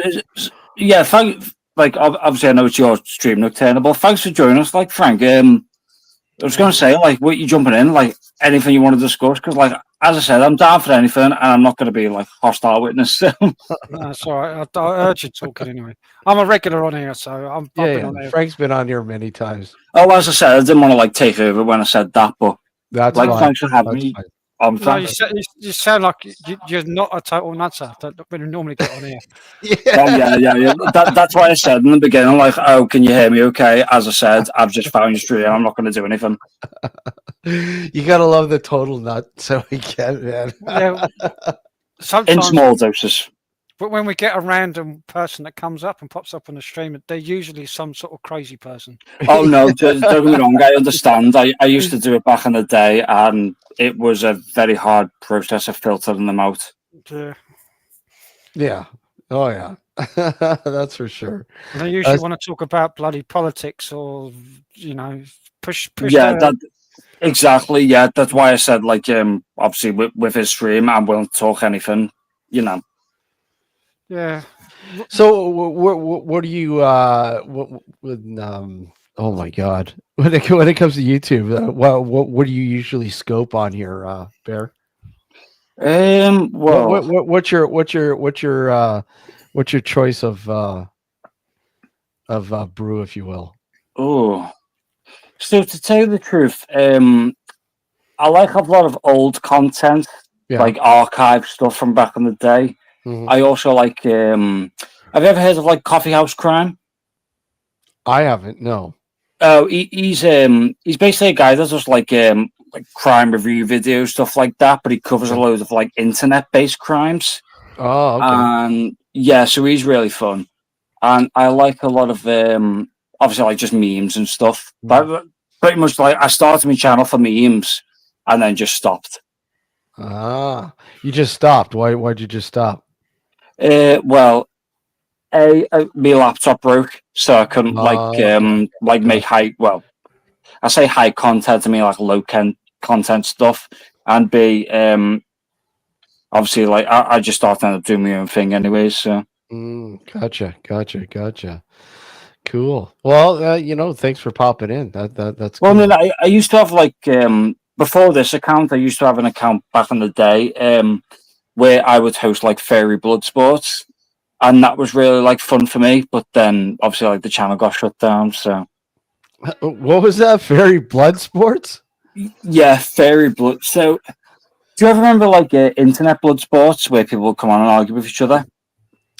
I've seen a whole bunch of them. Yes. Yeah, so I basically did that, but with fairies. Fairies. Yeah, and it was really fun. It was really fun. Fairies. Yeah, do you know the people who like they dress up like animals and they like all like the anthropomorphic animal stuff? Mm-hmm. Yeah, Gotcha. Wow, that's interesting. Fairies or furries? Fairies like FURRIES. Yeah. Yeah. Gotcha. Furries, Gotcha. I've got Furries. it, yeah. Furry blood sports. Oh no, it was wild. It was just like you get the most random people on, and they would argue about the most mundane stuff. My favorite one. Sorry to take over. I'll be a minute. My favorite one was that this guy had fallen in love with this guy online, and he fell in love with his like virtual character, you could say. Okay. And he was that in love that he started like commissioning artists to draw, like basically draw like porn of him and him together. And then this other guy finds out and like just went off on him. And then because the other guy, he felt so slighted against that, he then just like hated the guy. And then he commissioned artists to draw this other guy's like character to get like killed and maimed in the worst ways possible. Wow. Just because he rejected them. Incredible. Yeah, so I brought them two on and it was like the best thing. It was like the best 3 hours. Wow. I can imagine. That's pretty screwed up. That is pretty screwed up. Yeah, sounds good. Oh, that is interesting. That's for sure. So how the gigs going, Frank? Going really good, yeah. Yeah. Yeah, every week, all year until Christmas Eve. Oh, you're playing a band? Yeah. Yeah. Oh, what type of music did you? So 60s, 70s. Oh, nice. Love me 60s. Bit of a rock and roll, bit of ska reggae. Oh, nice. Bit of rock as well, a bit of everything really. Yeah. Oh no, that's good. Yeah. I play guitar, so. Oh, brilliant. So we play every week at the minute. So. Well, that's nice. Good, man. That's good that you guys are hooked up until Christmas. That's awesome. Yeah, especially that. Yeah. You got anything in the summer going on? Any festivals or anything like that?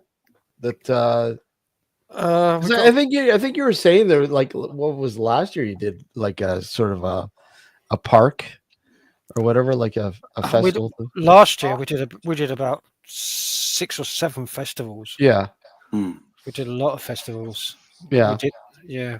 But that's the problem. Like with British festivals, it's either niche stuff, or it's like the really like popular front stuff, and they're terrible. Like like Creamfields and what is it? Something in the park. I think it's like Hyde Park, something like that. Yeah, we this year we're not doing so much because they're not Yeah. paid either. So Oh yeah. they're normally like for free. Oh no, Yeah. you don't want to play like at the Hyde Park and the Creamfield stuff. That is terrible. Like I'm not saying you're terrible. I'm just saying like the festival's Yeah, I know. terrible. Last year we did a festival where Ray Davis was there from the Kinks. So. Oh yeah, yeah. I remember you were saying that. Oh wait, Frank, did you go to the recent Scarborough festival? No, we don't travel that far. I'm down in Kent, so we do all of Kent. Oh, okay. So we just stay in the Kent area. It's a nice place, Kent, though. Yeah, it's lovely today. It's beautiful today. It's like the first day of summer today. I was out today. Oh no, don't get me wrong. Like British seasons, you get a highlight to summer, and that's it. Yeah, I went out today down the shop, and it's like bloody hell. I put my coat on to go out because it felt cold indoors. Oh no, literally, like the British seasons are just 3 seasons of rain, 1 season of summer / rain. I got to the end of my driveway and had to go back indoors and take my coat off and take my jumper off and leave it behind because it's like t-shirt weather outside. Oh no, literally, I have to do the same. When I walk to work, I've got to bring like a big parka, and then when I leave, I have to take everything off because it's that warm. Yeah, no, it's gorgeous, and the council just cut all because I live right opposite a park, so it's like a nice big park, and the council just cut all the grass yesterday, so it's a smell of cut grass and the smell of blossoms and flowers all over the place. It just smelled lovely. Nice. It's just like it just felt like the first day of fucking summer or something, or spring. Oh yeah, no, especially when it's like that, yeah. And it's like the first bit of heat that I actually felt on my face this year. Yeah. And it's glorious day today. Well, you said it was what, like 2022, something like that there? 23 it got up to today. Oh, wow. Yeah, 23. I think close to what we're at. Oh, I'm just looking at we're close to that. Roughly right now it is. Yeah, that's it. Well, no, in America, it depends on where you live, because like I know Florida's like hot all around. No, I'm up in Canada, so. Oh. Yeah, no, up in Canada, so it's right now it's 21 degrees. Yeah, 21 degrees. I mean, it also is same for Canada because of like like it up like Newfoundland, like it's mostly cold, but. Well, you know what? In this area where I'm at, it gets very humid, very, very humid. Oh, okay. Yeah, I mean, you don't have to say where you're at, but are you like towards like the islands, or are you like further inland? No. I'm pretty much on the border with the U.S., New York State. Okay. Yeah, I'm on the East Coast, and literally, we're in an area where it gets very, very humid. Hey, Ducks, how are you? Oh yeah, you know it gets really humid here in the summer. And sometimes it can get up to about 40 degrees. It's just fucking, it's unbearable. Oh yeah, no, yeah, definitely. I love heat, but fucking humidity is a total different monster. Oh no, humidity, yeah, definitely, because it's like it's kind of like, do you know when in the winter where it can be cold outside, but the minute there's a bit of wind, it feels 10 degrees colder. It's kind of like that. Mm-hmm. Ducks is saying I'm a vampire. I should get out more. Yeah. They had a whole month of good weather. Not down here, we didn't. Last week we done a gig outside. Yeah. Because we thought it'd be warm. It was like bloody 4 degrees. It was freezing.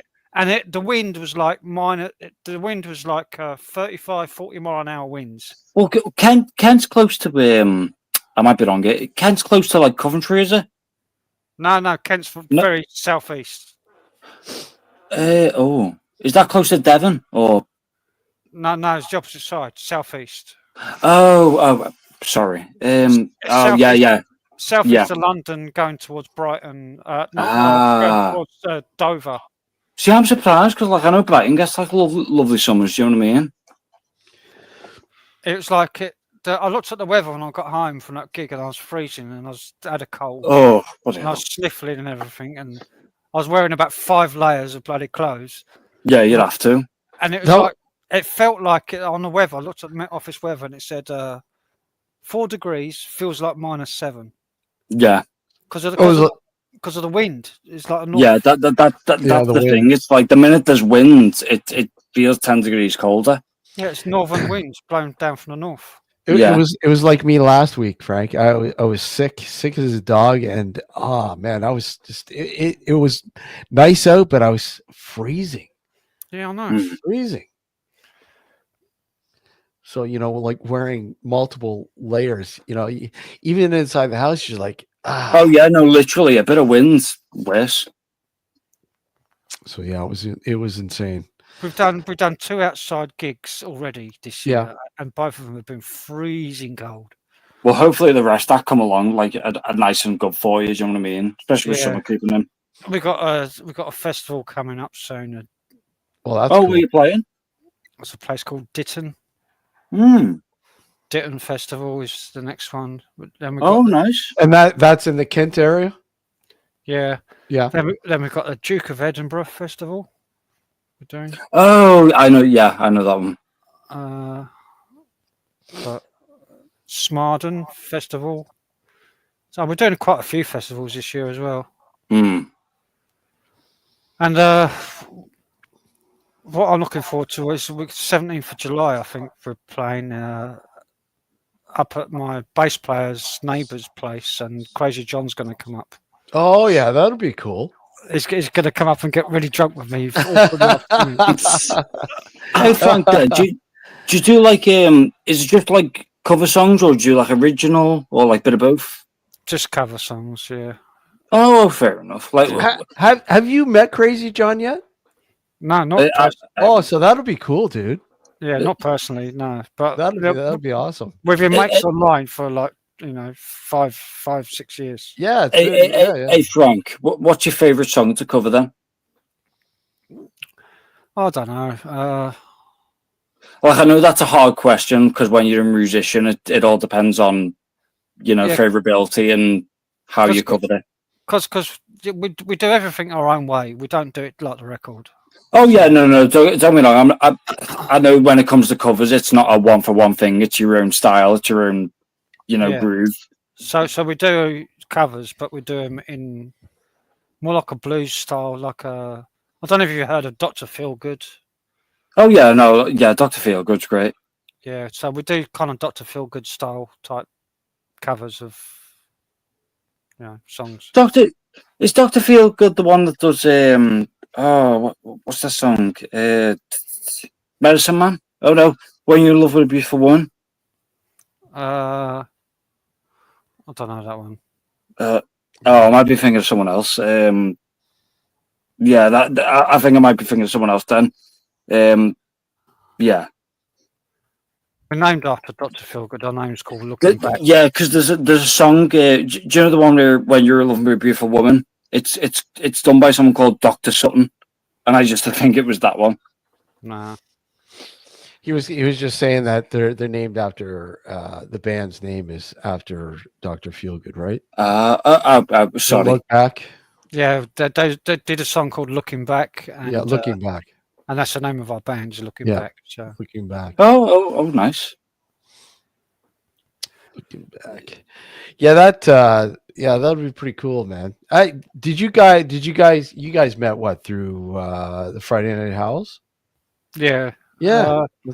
And Matt, I'm going on Matt's. Oh, Matt's too, yeah. And then yeah, Gareth. but mostly on Gareth's on Gareth's, Friday Night yeah. Howls. Friday Night Howls, yeah. Hey Steve, do you prefer American bands or British bands? You know what? I prefer bands out of the UK. Oh, my man. Yeah, I mean, I do have some American bands I like, but for the most part, musically, I find a lot of UK bands a lot more interesting. Yeah, because I mean, with some of like the early British bands that like paved the way for American bands. Yeah, I mean, I like like how Frank was saying how they cover a lot of 60s and 70s and that. I like a lot of bands that sort of on the cusp of the late 60s and early 70s, and when they Yeah. started to bring in a lot of American blues into their into the music, and Oh yeah, because heavily influenced by a lot of the old oh blues yeah, guys, yeah, because right? I know a lot of people like hate to hear this, but like the Beatles were one of like the biggest influences. Well, sure, but I mean, even going further than the Beatles, like I mean, the Beatles, sure, they were highly, influential, but I just guys that a lot of musicians that really they were so deep into the deep blues, the deep South blues. Oh yeah, no, because the thing with like when it comes to like early Americans, like before the Beatles, it was all like multicultural because you've got like stuff like the Ink Spots, Dion, when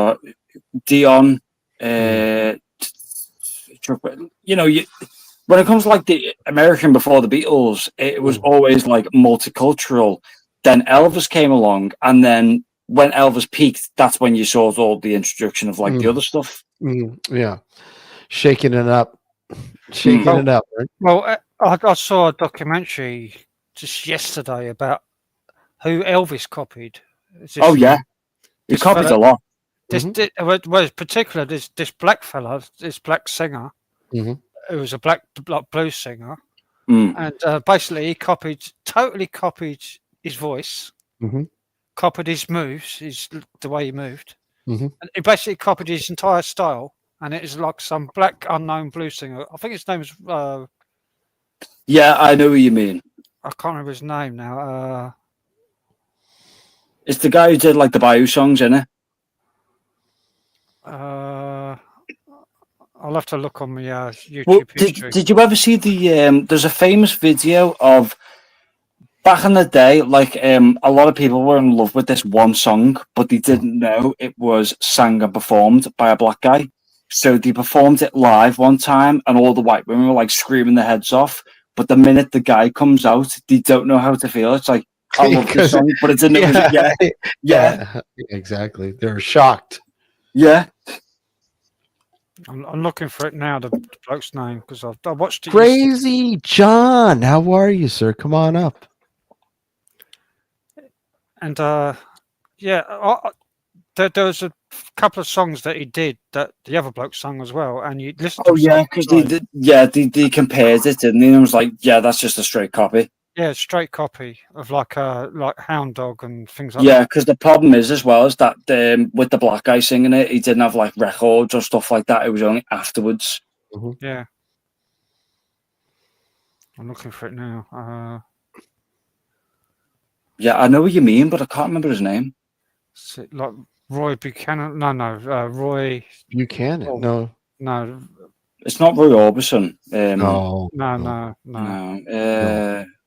It's an old guy from like the 40s, 50s. Is it Roy Buchanan? Oh no, that's a different guy. Is it? Oh, yeah. I'll leave it to you. No, I'm looking for it now. It's got to be in my YouTube history somewhere because I watched it yesterday. I'm looking for it. Yeah, it's a video on YouTube I saw. I thought, bloody hell! Oh no, it was on. It was in a compilation video, so I probably won't be able to find it. Oh, it was on Terror Ted's Tales, one of his videos. Oh yeah, hey, Frank. Could I ask you a question? Yeah. Do you recognise my accent? Scouse. Oh, my man. Frank will tell you how difficult Scouse is. No, Scouse is easy for me. So. Hey Tom, how are you, buddy? Yeah. What do you mean? What do you mean difficult? Why is it difficult? You mean personality wise? What? Oh, okay. So the best way to describe it is the way I'm speaking now. I'm holding back most of my the way I'm speaking now. I'm holding back most of my accent because you're holding back most of your accent. What do you mean you're holding it back? Because he says like if he says like back, it doesn't say back. It says back.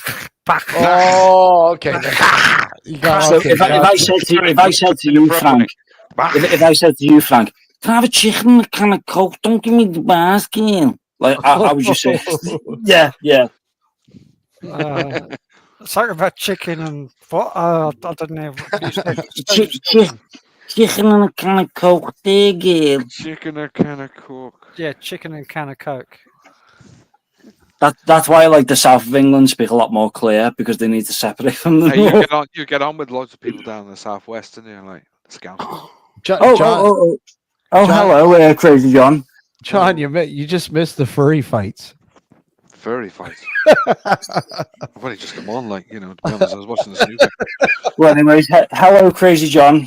Hope you're having a good day, anyways, mate. Oh Yeah, yeah, back great, of the throat. great day. You got the back of the throat. Back of the throat. I watched this guy. I watched this Scouser guy on YouTube. He does like fight nights and things. Like he does boxing and UFC stuff, like playing Oh, yeah. playing video games. And he's like a proper Scouser. And he's like, I Yeah. Beer of wits. Oh, just call me Bear, sorry. Bear. Bear. Do you know Billy Moore? Oh, yeah, no, I watch Billy Moore. Yeah, he's a good bloke, isn't he? Yeah, some of the stuff he does is just like mental, where it's like, I watched the recent one with Joe Croydon, Yeah. and he stops the fella from getting hit, and then he stands up to the other guys, yeah. That's right. No messing with Billy, is there? No, yeah. He's a former boxer as well, though, like... I don't know, yeah. Yeah. Yeah. He's a lovely Like, a lot of people think he's short and he's, like, not harmful, but, they're the worst of short people. They got fucking short issues, like. Well, exactly, short because, I syndrome. mean... That's what that is. Yeah. But, like, regardless of size, if he's a former boxer, I'm not gonna mess with him. No, exactly, man. You're like, he's a fucking wild man on the quiet, like.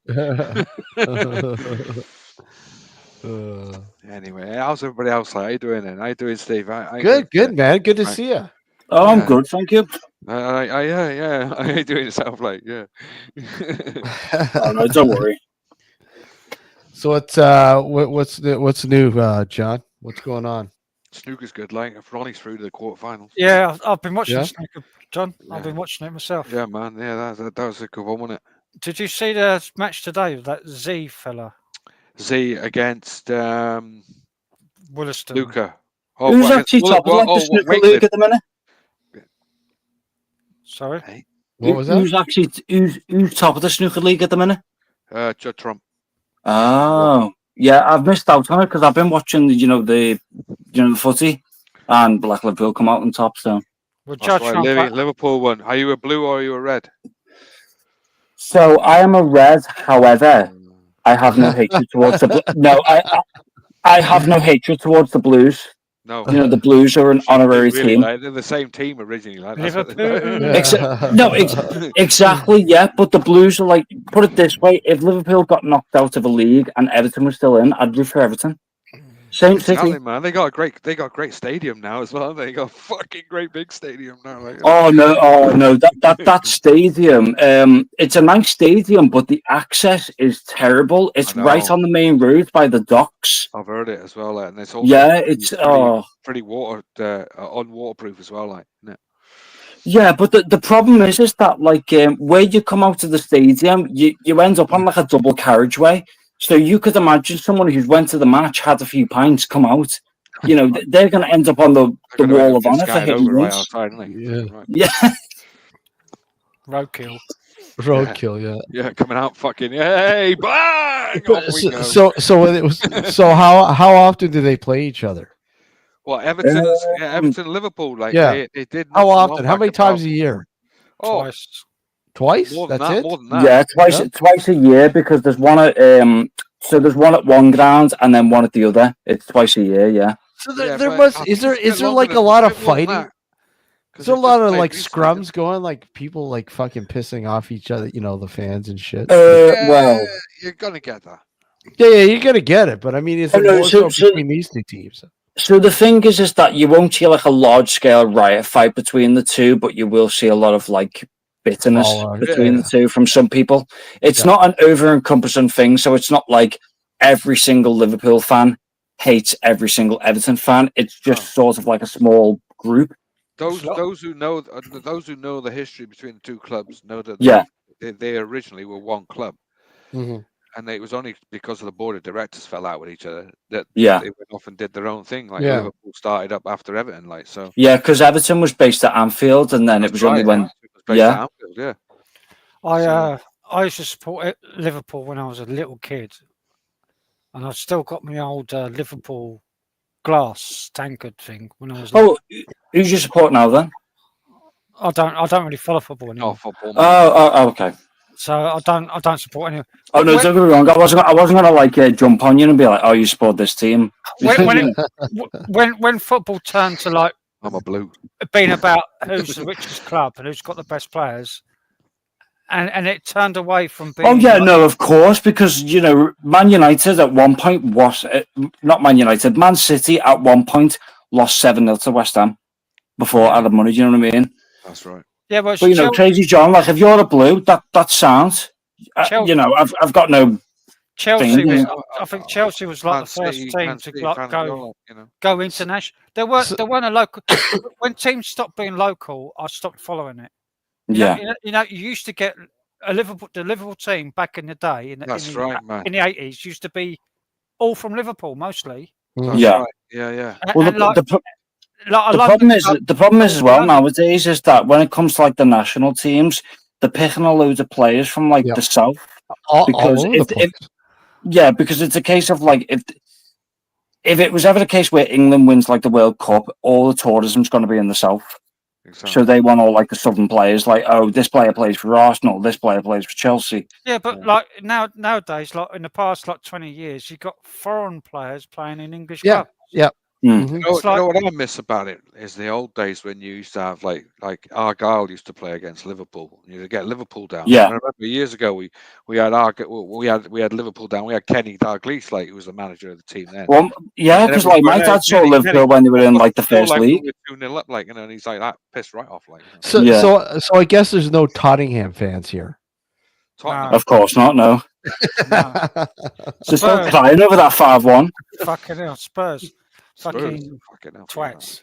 Spurs are nothing like. Fucking didn't fucking Gary Lineker play for them? No, he was a Leicester City player. I thought he played for them for a little bit, didn't he? No. I'm not too sure because Gary Lineker's been about, hasn't he? Yeah, he changed clubs a few times. Yeah. No, he was Leicester, and then he went off to somewhere else. He went foreign for a little bit. Then he came back. Can't stand him. I think he's a twat. Steven Gerrard did that, didn't he? Gerrard did the same. Yeah.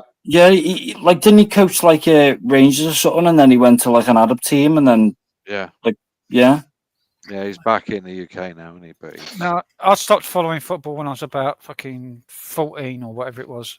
When all the clubs started going international, like that's money. Yeah, it used to be your club was a local team. That's right. Well, I think the worst offence was for me. I always see the split as when they made Alex Ferguson a knight because he won what was it, the Euro? But like what's his name? The Scottish manager for Liverpool. What's his name? Oh, I don't know. Not Shankly, the far after Shankly. Paisley won. Yeah, Paisley won. 2 Europeans didn't get knighted. Alex won 1 and got knighted. I know. Mm. It's outrageous, isn't it? Yeah, but that was also because of what he did with. As you said, like obviously internationalism and all the teams were going. Man United as well. See, there's another thing as well. We lost all the when they split it up and they had the Premier League. We lost all the thing, and the FA Cup's great. Like, I mean, look at it just recently. Just got through Crystal Palace. Just got into the first semi-final. Like, they're going to play either City or Nottingham Forest. Yeah, I mean, it's like days like that. You miss teams like that coming around. That's what I miss about it. Because I always miss the. Do you remember when Leicester City won? When they were like top of it? Yeah. Imagine the money you could have won on Leicester City winning that fucking that year winning the Premier League. Yeah, I think like 2 people out of the whole bet won, and they walked away like Like I remember. They were like 100-1 at the start of the league. 100-1 at Yeah. the beginning of the season. He put on a fucking, what was it? He put on 100 quid, like, he got about fucking 100 grand back, like, something that's ridiculous, like, didn't he? And all the Leicester City players got like, what was it, a BMW? Yeah. BMW. Yeah. And then old boy lost his life in a fucking helicopter, didn't he? So yeah, true. Yeah. I won big with Jenson Button on the Formula One when he won the Oh, World yeah. Championship. Yeah, Oh, back in nice. the day when he won the World Championship Yeah, with, he only won it once. with Braun, because he was with Honda, That's right. and he was with Honda. Honda made a really good car. And I bet on Jenson Button for winning the championship next year. Do you know what as well? A lot of people underestimate the stuff that goes into F1. Yeah. And once Oh, you yeah. actually look at it, yeah. Of course, a lot of great shit in F1. A lot. Well, I got 100-1 on Jenson Button winning the championship that year, Oh, well, fingers Oh. crossed. and I won 500 quid because I put a fiver on him to win the World Championship, and he won with Hey, he well won with done. Braun, a different team, because Honda got bought out because they pulled That's out. right. Well, Honda stopped, like, that's why. Yeah, and Braun bought the team. Didn't Lewis Hamilton come ahead the time before last? Because when he was chasing up to his opponent, he went down to like the side thing and he overtook him because he was just like that, putting much pressure on him. Uh, No. I I think don't he was know. his teammate, wasn't he, at one stage, wasn't he, Jensen? Yeah, I can't remember the exact like racing year and stuff, but I just remember that clip where he's right on the opponent's ass, and because he's putting that much pressure on, the opponent has to, you know, they got like the signs alleys for F1 where it's a safer route, but it's a lot slower, so he has to take that route. The inner route, you mean? What do Oh, you? How long ago are you talking? Like, Oh no, go on. Yeah, sorry, I'm just. It would only be like when Jensen and Lewis were in the same team. no, they Yeah. weren't. They weren't in the same team. It was. I thought they were teammates at one stage. No, Lewis Hamilton was with Fernando Alonso in McLaren when he started. Oh, right. I thought he was over with Braun at one stage. No, Lewis. McLaren. Schumacher was in Braun. Schumacher was in Mhm. Mercedes when Mercedes, yeah. Oh yeah. because Michael Schumacher, when Braun got bought out by Mercedes and a new Mercedes team, then Michael Schumacher raced for them. He raced from there in the end. That was in the end, pretty much, right? That Yeah, was that's like cool. the last team he was in. The last before- team. before Yeah. he had, He's in a skiing bit of a bad accident. state these days. I was going to say that. Frank, is there anything you want to talk about? No. That's not me telling you to like be quiet. and not- Well, Barry, you should ask John if he has something to talk about. He's Well, newer when on the panel. I've always got stuff. He's always got shit. When I first come up, I was going to Don't talk need me. about. Don't need me blurring everything. But sorry, Frank, go ahead. When I first come up, I was going to talk about DMT. My Yeah, the DMT. Yeah, when you're doing that. Yeah. Go ahead. Go ahead. August. Well, the next session is in August. Fucking hell, mate. Don't start thinking about that, man. We're nearly halfway through the fucking year as it is. Like, Jesus Christ. Yeah. Could I ask then, do you know with the DMT stuff, do you know where a lot of people say like how they see like the elves and stuff? Is that true or is that just their perception? Well, I didn't see elves. Yeah. I saw things looking at me. Yeah. Things When I- like what kind of things? Yeah, what kind of Describe thing? them. Describe these things. What the Little- fuck is going on here?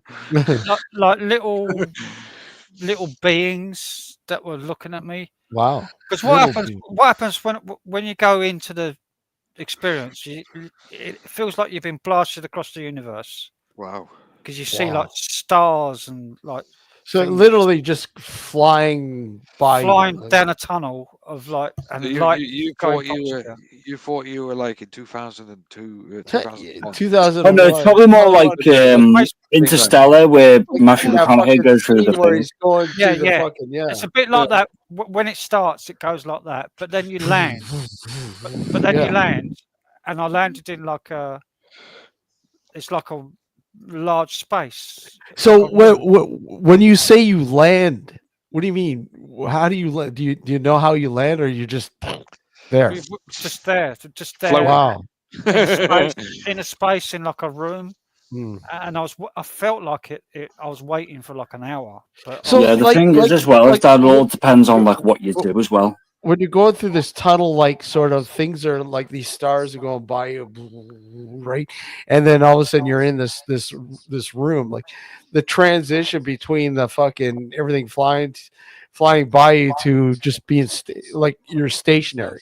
yeah, and So you like the whole time you're stationary, and then it's like bang. It's like things being like the scene being changed. yeah, yeah.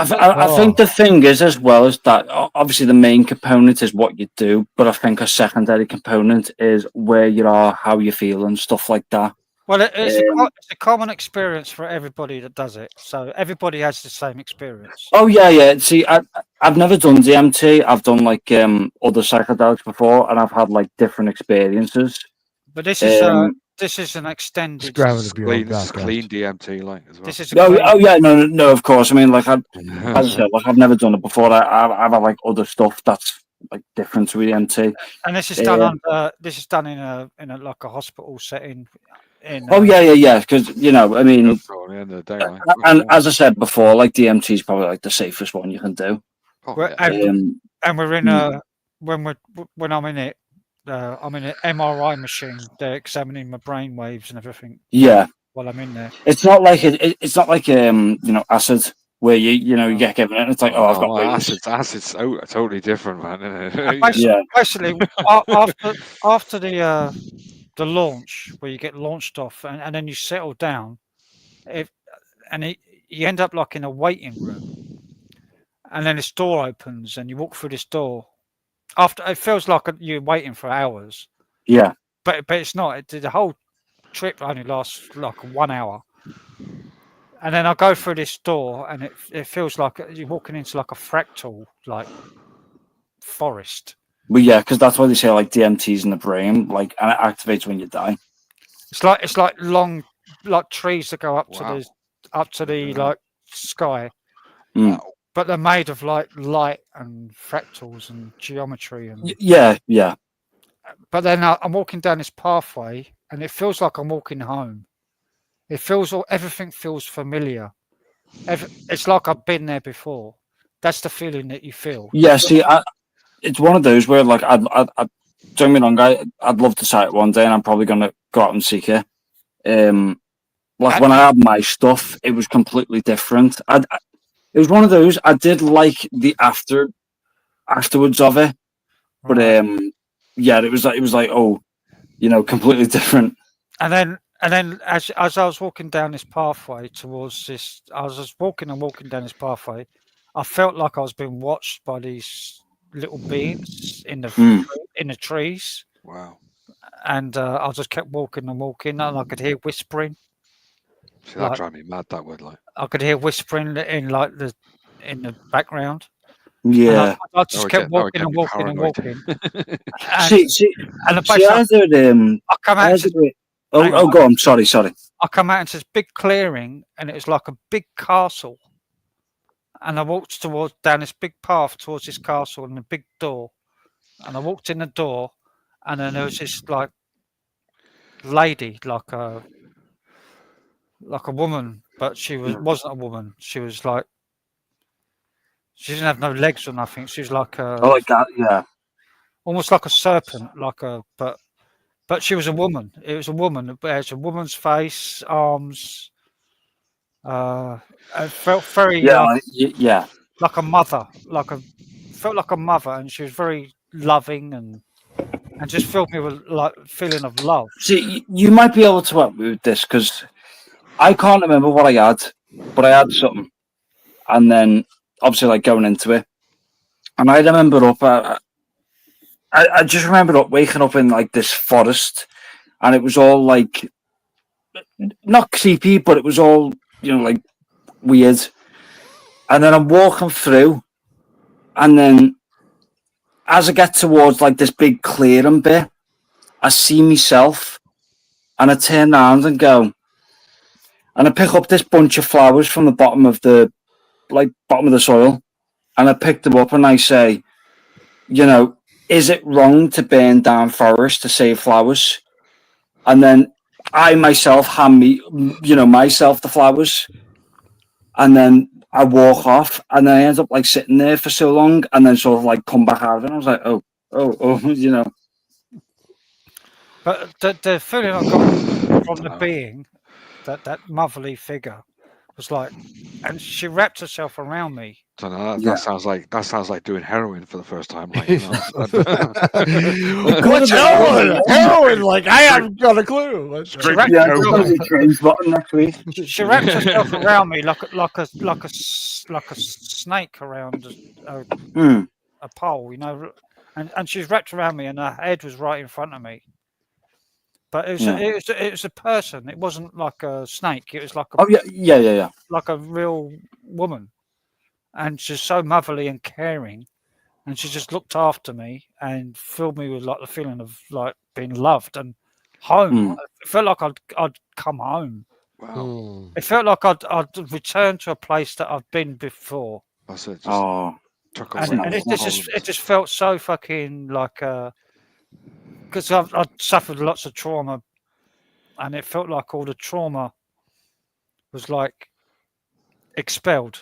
oh, right. sorry to hear that, like, but clears the mind. Man. It basically cleared. It was like doing A cleanse.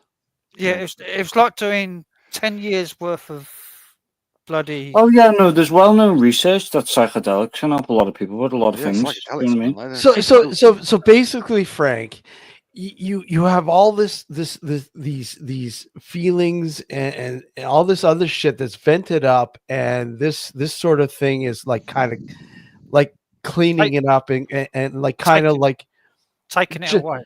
taking it away and like it's almost what like starting off fresh. Making me feel like I'm light again. Yeah. So Well, you like, see, the thing is that like every single human mind is different, and we comprehend, understand, and deal with things differently. You know, one person can deal with one thing in one way, another person will. mhm. It is just a matter of. It felt It's not. like that being had all the answers. Yeah, exactly. Like it's not. It was like It's not anyone's fault. It's just how people are. You know, there's not going to be a lot of similarity or overlap when it comes to like comparing human minds. It's just, yeah. I think to me, it was like that thing that I met was like the consciousness of everything that ever lived before joined into one, and it knew everything. It knew everything about me, about my past experiences, about everything. It looked into my soul and basically pulled it out of me. I don't Understood, yeah. I don't Like, want you to say understood, yeah. this might sound cliche, but it made you feel warm and fuzzy. No. Oh, you're gonna have to edit it. It made me That's feel. right, It made me round feel table. terribly emotional, That's right. and for about 8 hours afterwards, I couldn't stop crying. Wow. Yeah. That's not good. So well, that's We're almost on the that- brink of suicide, like that- with that one, like that. that's No. fucking- that's intense. It was Yeah. like it was like a relief. It was like Yeah. it was happiness as well. It was. Well, that's why religion is such like a big human aspect, because everyone has like I'm not saying like religion and DMT and stuff like that. I'm just saying that's why Yeah. everyone has their own thing and stuff like that. Yeah. Yeah. Do you know what I mean? Frank, let me ask you: would you recommend people do this?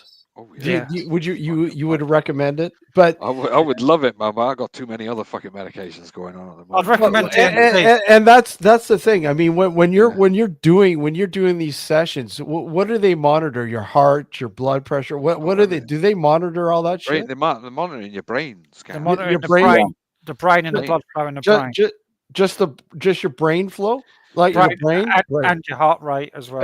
That's what I was gonna say. Well, you got So they monitor your heart and your brain. You got to monitor your heart because you get Well, yeah, you know that's what I mean. That's It's what nothing to I do was with like. a DMT. You could have a fucking a mild seizure. Oh yeah, no, Yeah, any well, drug yeah, can be that's what I like mean. that. That's what I mean. It'd be like, ideal to fucking monitor the Yeah. heart. This is Yeah.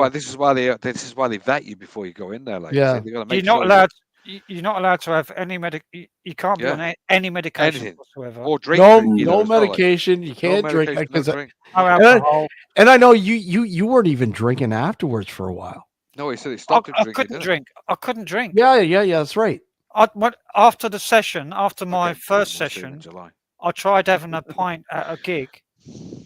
Just one pint. I literally drunk about 3 mouthfuls of it and started coming over in sweats. When I come up and visit, And I had Frank, to I'm gonna put get it you down, fucking and I drinking, could that's not for sure. drink it. I could not drink the I, pint. I was telling Frank, John, that'll be pretty cool, man. When you guys finally meet up, Oh yeah, that'll be Well, cool. that's when we why do, they're like, trying to I'm gonna like get him find some drinking that sort fucking of like night, tell you. reliable thing with when it comes to hypnotism, because they've noticed that with a lot of hypnotists, when they're trying to turn someone off of something, Mhm. they basically their brain will. So, if a hypnotist was to turn someone away from like smoking, Yeah, they will like do Yeah. something. They'll activate some parts of the brain that'll reject that or like or rewrite it. dormant. Yeah, Yeah, Well, yeah. I was smoking tobacco, like rolling tobacco. I was getting through Fabulous. 250 grams of tobacco a week, Oh, and I went from that to nothing, zero. yeah. so you're still not smoking? Still not smoking. I Wow, smoke. That's why it's a big thing in But he's Yeah, Yeah, vaping, like, yeah. it's You're just as vaping. bad. You're vaping. Then, yeah. that's why it's the big thing in that horror film. Get Out. Do you know when she hypnotized him to stop smoking? Yeah. Yeah. Well, I don't smoke anymore, and I don't drink spirits anymore, and I don't Yeah, you're smoke vaping weed now. anymore. I used to You're smoke a vaping. lot of weed. I used to smoke. I used to have loads of vices, and I haven't got any of them anymore. Now, Yeah. now I've bought a few cans of beer tonight. Can you see yourself getting off the vaping too? Yeah, well, I've cut Yeah. down the nicotine from 18 milligrams down to 3. Have you? Oh, well Not to done. mention that vaping's a lot less nicotine than tobacco, Well, and vaping. tobacco Listen, contains a lot more. there's a mixed reaction with vaping at the end of the day. It's either I good I or have bad. yeah. I'm They're reserved telling me about it's vaping. fucking bad, like, because at the end of the day, it's giving me loads of black. Well, the thing is that like the problem is that vaping and tobacco are both bad. I would say that vaping is not better, but it's a lot less harmful than tobacco. But But is it? I mean, yeah. the jury's It's jury's a still grey out. area, man. It's a grey area. Yeah. No, it's- but When I no, had a doctor come up to me, and the doctor said to me, he said, "Oh, Just- you stopped smoking?" I said, "Yeah." He said, "You vape?" I went, "Yeah." Oh, right. Well, that's just as bloody bad. Like, Oh yeah, yeah, yeah. that No, right now. oh yeah, no. Don't get me wrong. That's why I said like, Yeah. Vaping's not better than tobacco. It's still harmful in its own way. But I Well, haven't It's stopped. it's like it's a it's lot like less comparing. harmful. Because you're not getting all the tar on your lungs. Exactly. You're not getting Yeah. tar. And also the Okay, leaf burn of all the stuff. Yeah, and a carbon fucking. But we don't know what's in the liquid most of the time. This is the problem. True, No, you- yeah. that's the especially in thing. China. You're introducing a foreign substance into your lungs. Period. Well, I'll go to You a know. proper tobacconist place, and they Yeah. do their own. They do vape juices, which is, properly. Oh yeah, no, we definitely do Don't need something don't like say it's organic. Come on. we do need actually something is. like where it's just pure tobacco. You know what I mean? This has got just pure nicotine in it with Mm. with like a water, and It should be with VG fluid, which is better than PG, and it should be. I think the problem is though is that people lean a lot more What you towards take. convenience. You know what I mean? Well, it's like, in this day and age, it's like smoking used to be. It was the in thing. You're cool. That's why You'd everything be had it, didn't it? smoking. Everything was smoke, Everywhere. smoke. And now it's vaping. I'm gonna get another can of beer. I'll be Yeah, back. yeah. No, go on. Vaping is the new That's fine. smoking, more or less. Yeah. And a lot of people, the kids, they vape because it's cool. That's all it is. Yeah. And then some of them get hooked on it. It's It's bad, continuous. Steve. Huh? It's bad when you see 11-year-olds doing it. That's what what I'm yeah, saying. yeah. The fucking kids, man. For fuck's sake. Because I think the problem is, though, see is their that, they see their parents or their older brothers or sisters going, Yeah, "Hey, this is it's- cool. When, No problem." when they go, Dad, go and get me one of these, like, for the- you know, yeah. what? The problem is as well is that speaking in the UK context is that the government has tried to enforce like a very strict like vaping ban, but the problem is that they're not regulating all like the other smaller shopkeepers who just sell it to Yeah, but anyone. the thing is, and I don't necessarily agree with bans. The reason why is because you drive it underground. Oh no, I don't agree with bans because if you look at America and like prohibition, when they banned alcohol, sales went through the roof. Yeah. Yeah. They find like I mean, you know, they find ways underground, and you can't monitor as yeah, much as you can. Frank, how much does a pack of cigarettes cost in Canada? Like, what would you say is the cheapest cigarettes in Oh Canada? fuck, I don't know. I haven't bought cigarettes in God. I quit smoking in '98. I couldn't. Oh, fucking well, buy if it. you I have mean, to guess, they're, if you they're, have pretty, to guess, they're probably like $20-25 a I would pack. say they're £25 a pack, and they over Probably over the about gallon. $25. Well, Oh, So wow. what is that? Like fucking 10, 17 $15, quid. 17 pounds or whatever. Yeah. Maybe? for what, a pack of cigarettes? Here in Canada. Canada, yeah. Well, I don't know. I never smoked cigarettes, but I know a 50-gram pack went from £22 or something up to like to 30. 42.25, Holy and the shit. cheapest pack of cigarettes you can buy now is £12.50. Is it? Wow. That's to me that's still Yeah, expensive. but man. the big problem is that a lot of people aren't seeing is that when cigarettes go up in price, a lot of like black market and smugglers are just bringing in the cheap cigarettes. Exactly, the shit ones, Yeah, the real fucking bad ones. The stuff that's swept off the fucking That's floor. it. I saw exactly. pack Yeah, of well, you know, and it's. Don't get me wrong. I don't believe. Don't get me wrong. I Yeah, smoke, smoking I for vape, gold, hoping. and I wouldn't let anyone else do it. But it's a case of if the government is going to have any type of control or regulation over it, they should do it themselves. Government's making too much money out of it. Fuck Like the end of yeah. the day. Oh yeah. Hmm. Ain't gonna Frank, stop. is that the amber? Is that the Doom amber ale? Yeah, Doom Yeah. Bar Amber Ale.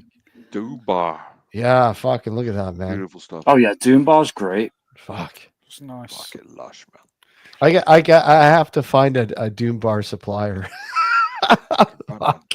Fucking Dubar's great. Like I know, man. I had a can of it. A friend of mine sent me over 2 cans from the UK, and I'm like, motherfucker. Oh no, It's some of the on, American beers are great. The one I paid the most out for was it was some brewing company, and I paid out for the Elliot Ness beer and the Edmund Fitzgerald beer.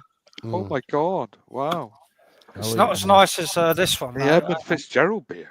That sounds fucking crazy. Like It's not. It's not as nice as this. Champion. Oh, McEwen's. Oh, McEwen's McEwen's is the champion. love McEwen's McEwen's. champion. And it's cool because we've had that in the LCB over here. Mm. 7.3%. That is. Exactly. Like you're gonna And drink it's that. cheap. You're gonna talk about it. The most important thing, it's cheap. We've had one of actually we have it right now.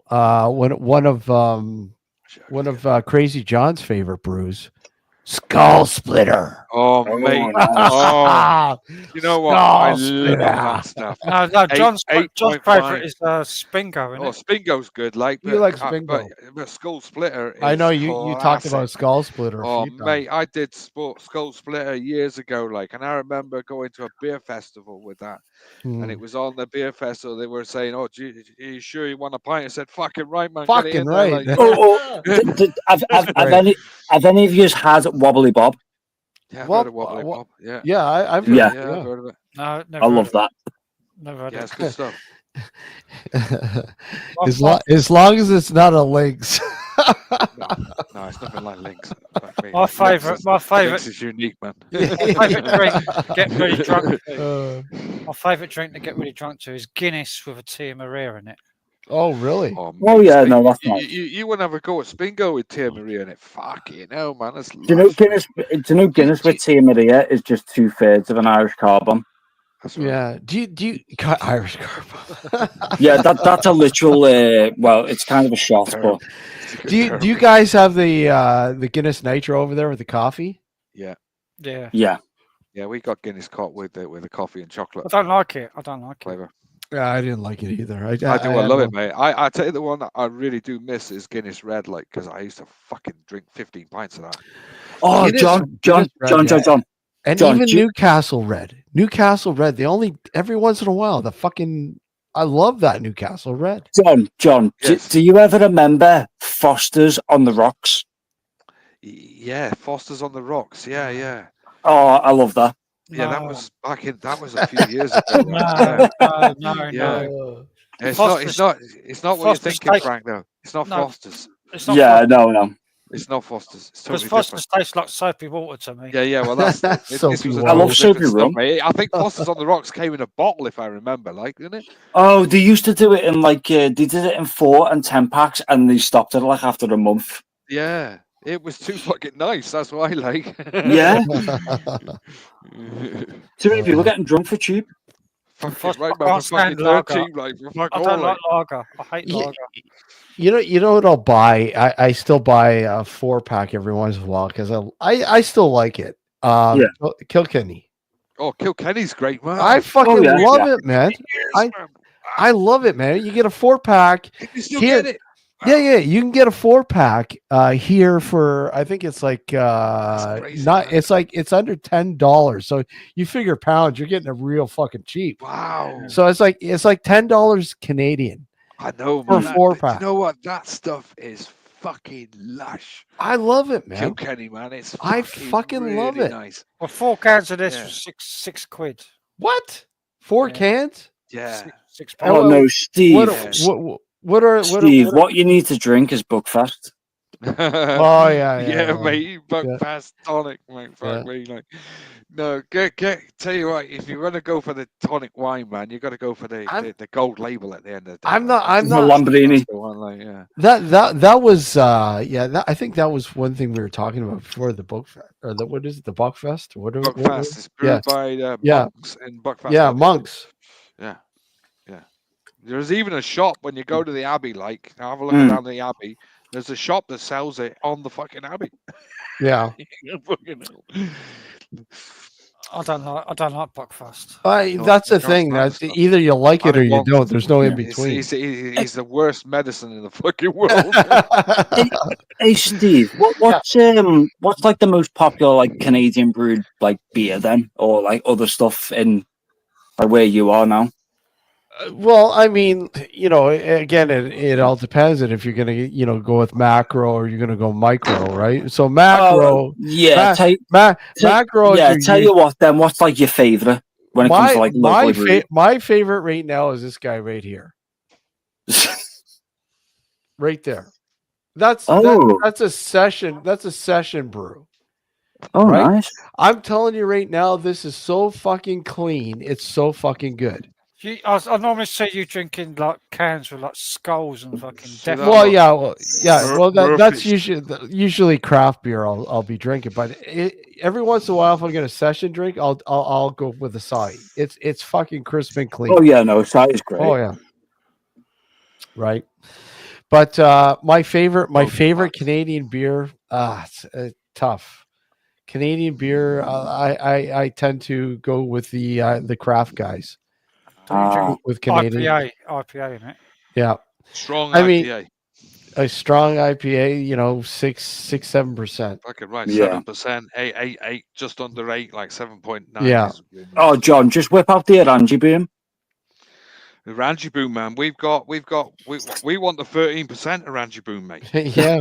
Oh yeah, we can't have the it in the famous country. We're not allowed it. black one. Yeah. Yeah. We're not allowed it in the UK. Oh, You're well, not- you can get off my neck of the woods, and you can also get an Orangy Boom gift set. I've never seen the 13.5%. Oh, really? Oh, You guys can't buy beer that's up that much? No. Are Won't you let it kidding? over here. I'm swear to God, man. They'll Wow. sell I tell you what, they'll sell the strongest lager in the world, Yeah. which Yeah. is brewed in Scotland, which is at something ridiculous like 65%. hmm Right? They'll sell that. Yeah. And you can buy that up in Scotland as well, Mhm. where it's brewed. hmm But you cannot buy 13.5% Orangy Boom. You cannot get it in the UK. You can What? get the John, 7.5%. That's fucked. John, That's don't fucked you up. have the same law against Scrumpy? Do you like Scrumpy cider? Oh, Grumpy. mate, down in Cornwall, like, yeah, Scrumpy. Like, Yeah. Don't you have like a similar thing as well, where you can Yeah, you yeah, can't order a certain- pint? Yeah. Well, down our place, well, we do like cider festivals. Yeah. In a band, Mm. and last year I had a pint at a cider festival, and it was 14.5%. 14.5%. Yeah. I remember taking my father-in-law to this beer festival in Tampa, and beer festivals in Tampa, anywhere in the States, but down there. Oh yeah, no, it's Tampa. You know. In Florida, Florida. you get unlimited pours. So you Well- you pay like $60 American, And and you you get- get unlimited for fucking 4 or 5 Wow. hours, right? So I told him, I said, look, he's never been at a beer festival before. I said, look, you got to watch some of the beers because they're ramped up in alcohol, right? IBUs. And what does he do right off the fucking bat? My father-in-law's got diabetes. Oh my god! I said, That's not good dude, to you do. got to relax, You right? gotta go Oh. easy on that, man. So fucking, Yeah. he goes right to this. He goes to the first fucking vendor. They have a blueberry cider, 14%. They didn't Wow. tell him it was 14%, Oh, but so- he's fucking, I've heard he's of that he blueberry. downs it. He downs it, right? What, He goes, oh, this is really good. I'm gonna get another one. And he's like apple downing juice. these things. Yeah. And he's because you don't taste the alcohol, man, because it's That's right. hidden really well. I said, what's the percentage? It's 14%. Holy, you're gonna be by lunch. You're gonna be fucking out of it. And sure as shit, he was out of it by lunch. It's like, okay, we're gonna have to relax and get a bite to eat or something because you're fucked. That's, mate. that's the same strength as like fucking red wine, isn't it? Yeah, Yeah. exactly. I got thrown out of a beer festival. Well, I they never called me up again. Like after, because I used to work on a beer doing beer festivals like for Mm. camera. Mm. And I remember one year we did a festival where they had this cider, Yeah. which was at 30.5%, and Mhm. it was like it tasted like apple juice. Oh, And that's all I Mm. can describe it. And There was those are the bit- deadly no ones. bitterness to it whatsoever. Yeah. It was clear as a fucking die as well. Yeah. It looked like fucking apple juice as well. Like, you know, I tell you what, man, if you drank that on a fucking hot day with some fucking ice, like what, and shit like that, fucking hell, man, it's lethal, man. It's Deadly. fucking lethal. I went mad. I went mad at doing a gig last year at a cider festival. I drank a pint of I think it's 14.5%, and it's like a cloudy cider. Yeah, But it cloudy's even it worse. just tasted like fucking apple juice, like you say. And I just downed it like I was like, glug, glug, glug, glug, mate, glug, glug, you glug. Oh, it wasn't all roses, was it? I don't know. It was just like a homebrew for fun. Oh, Oh, You fuck, imagine man. it on a hot day, Frank. Like, right, you've got a fucking stinking Yeah. hot day. The It was a sun's hot out. day. It was a hot Yeah, day. fucking right, man. He doesn't have to imagine it was. It was. I It would was a I'll hot do the same. Like, fuck, ring, off we go. Like, fuck this. And then I had to go on stage, and I was still waiting for my food because we ordered food because they had a barbecue. Oh no. And the band was supposed to get free food. Barbecue as well. Like, We're supposed to get free food for the band, and I never got my food. And What? I was up on stage. Where's my fucking food? Where's my fucking outrage. Like, food? kick it Hey, off. hey, Fucking cunts! I'm playing here for nothing, and I've got no fucking food. Aggro beer. Steve, Yeah. Steve. Yeah. So could I ask you? Do you know when you were talking about like going to the beer festival with your dad in Tampa? Mhm. So could I ask you then, like, do you know when like going from Canada to America? Mhm. Obviously you live on the border. Is there like a big difference when you travel, or is it just like? Well, I mean, now with what's going on with down in the States with the tariffs and all this. Oh shit, yeah, no, of course. I just meant like when you cross the border. there's a larger difference now. I mean, so you hear about a lot of problems, whatever. But I used to when I try I would travel down there on a regular basis, like weekly, and Yeah. no problems at all. Nothing. I mean, it's like honestly, the two countries are so integrated. It's not funny. Oh yeah, no, that was my thing. I was saying like when Yeah. you travel, is it a case of there's a massive difference when you go past the No, border, fuck or is it no. just like I completely mean, the same? The only difference is like a lot of different places. Yeah. The fucking the slang. Oh yeah, of Right? course. Like the slang, the money. Yeah, you go to New York, you get that fucking New York fucking accent, right? I'm You go to- walking here. Yeah. You go to Michigan, you get that Michigan accent, right? And they go, you're fucking Canadian. I love it. But I mean, other than that, fucking nothing, man. Nothing. I mean, it's virtually the same.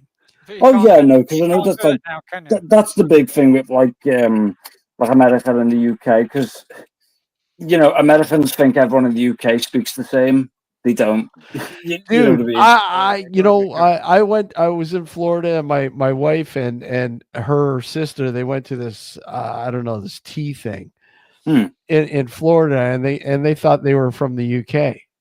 The way they were talking, I'm like, wait a sec, they don't sound like somebody from the UK. I don't get it. I'm standing corrected. I thought it was 13.5%, but Daniel Willock has just corrected me. It's 16%. Oh the wow! Orange Boom. Or 16%. That's why it's not in the UK. It's 16%. You can still get. I can get down my local paper shop, the package shop. Well, Yeah, you it's can one of get- those, like, depending on the shop that sells it. I don't know, think 'cause you get I've Kestrel never stuff seen a 16. I can get Orange Boom down there, and that. Yeah, you can get 8.5% Orange Boom. And they got the Yeah, because skull. I can still get Kestrel at my little shop, and I think that's like Kestrel's like 9%. skull, Yeah. skull super as well. Yeah, Oh, yeah. Man, Skull Super's great. Like, wow, classic. I think that's 9% or whatever. fuck, I'm looking at it too. I'm familiar with this. Skull 1080. Fuck me, that was even nice as well. Isn't Frosty Jack still available as well? Oh, And mate, White Storm. it's there, man, with 3 hammers as well, like cider, like that's around as well. Fuck me, anybody drink that shit, man. Fuck me, you got problems. So these guys are fucking Danish. They're Danish. Orange Boom. Oh, yeah. Danish, yeah, it's Danish lager. We used to make snake bites out of diamond white and what was it? Tenant's Extra. Was this? It wasn't Strongbows. It was something else, wasn't it? Super, you're on about With black pudding. Tenant Super and the diamond white. We used to make snake bites. Oh, we used to make 8.5 Cornish snake bite, right? With Cornish 12% strong 12. They got the strong 12. I don't see the 16. Oh wait, no, strong 14. They got 16%. That's the It's in the green can. It must be coming. Yeah, it's green. Strong 16. You can't forget about Carlsberg Specky Brew as well. Oh, mate, special brew like is 7.5% now. Like it's not like it used to be. Oh yeah, it's not like as it was. Yeah. We used to shotgun when I was like younger, and I was like 17, 18. We used to shotgun cans of special brew, like fuck me. I used to get Hey, in the pub. John, are you from Kent yourself, or? I'm a fucking northerner originally, like from up north. Oh, because when you were saying like Everton, and I was like, you know what I mean? I'm a man from the Mank area, like I'm Chorley, like Chorley boy. I am. See, that's on the coast. It's on the outskirts of Manchester, isn't it? Well, do you know what? Even though you're from Manchester, you picked the best team out of Man U and Manchester. Oh, yeah, definitely, Man City, like all the way, like.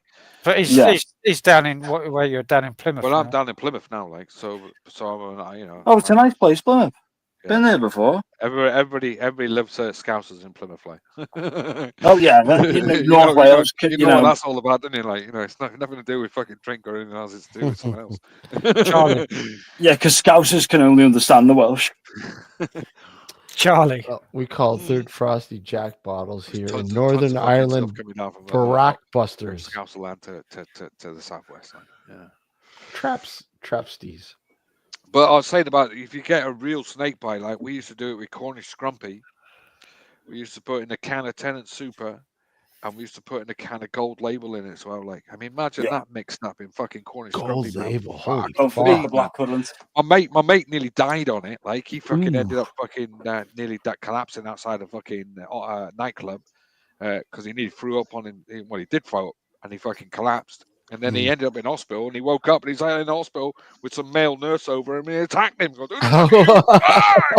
next thing you know, like there's the police there and everything, like, you know. Well, everyone's got the regional drink as well. Because in Newcastle, it's Nuki Brown. Yeah, that was a fucking drink down my way, Dukey Brown. That drink. Nuki Brown did like full on expand later onwards, but I know, mate. Nuki Brown like sold up. Right, they sold the fucking thing, like, but they said to him, "Oh, you can have the name, but you can't have the recipe."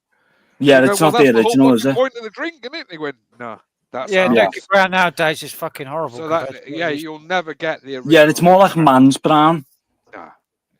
Man's, man, fuck me, that's going back years ago, man. Yeah, it's still going, still going. Fucking hell, is that still around? The first time I got really, really, really, really, really pissed in a pub. I was 17. I was 17. 17. I was in a biker's pub called the Woodlands Tavern and was watching this band called Becky and the Bombshells, and they were fucking awesome. And it was like the first time seeing a like live band, like rock band, like fucking Mustard band, full blast. surrounded by fucking bikers, Bikers. everywhere, and I was only a kid, and they're all buying me fucking bottles of Nuki Brown. Oh, well, tell you what, And I'm tell you drinking, what. I'm drinking bottles of Nuki Brown. I'd had about Fucking 6 straight or out of the 7. bottle as well. Oh no! like a lollipop. Tell you what, to go back even further. So This obviously, is like this I'm is from Liverpool. My dad's from Liverpool. He got sent to Borstal, Wow. and he got sent to Borstal in Newcastle. And when he was on the ride down, it was him and a bunch of Liverpool lads arguing with him and a bunch of like Newcastle lads about who's the better band, the Beatles or the Animals. Oh, fuck. my brother Liam was in Borstal. He escaped from Borstal as well.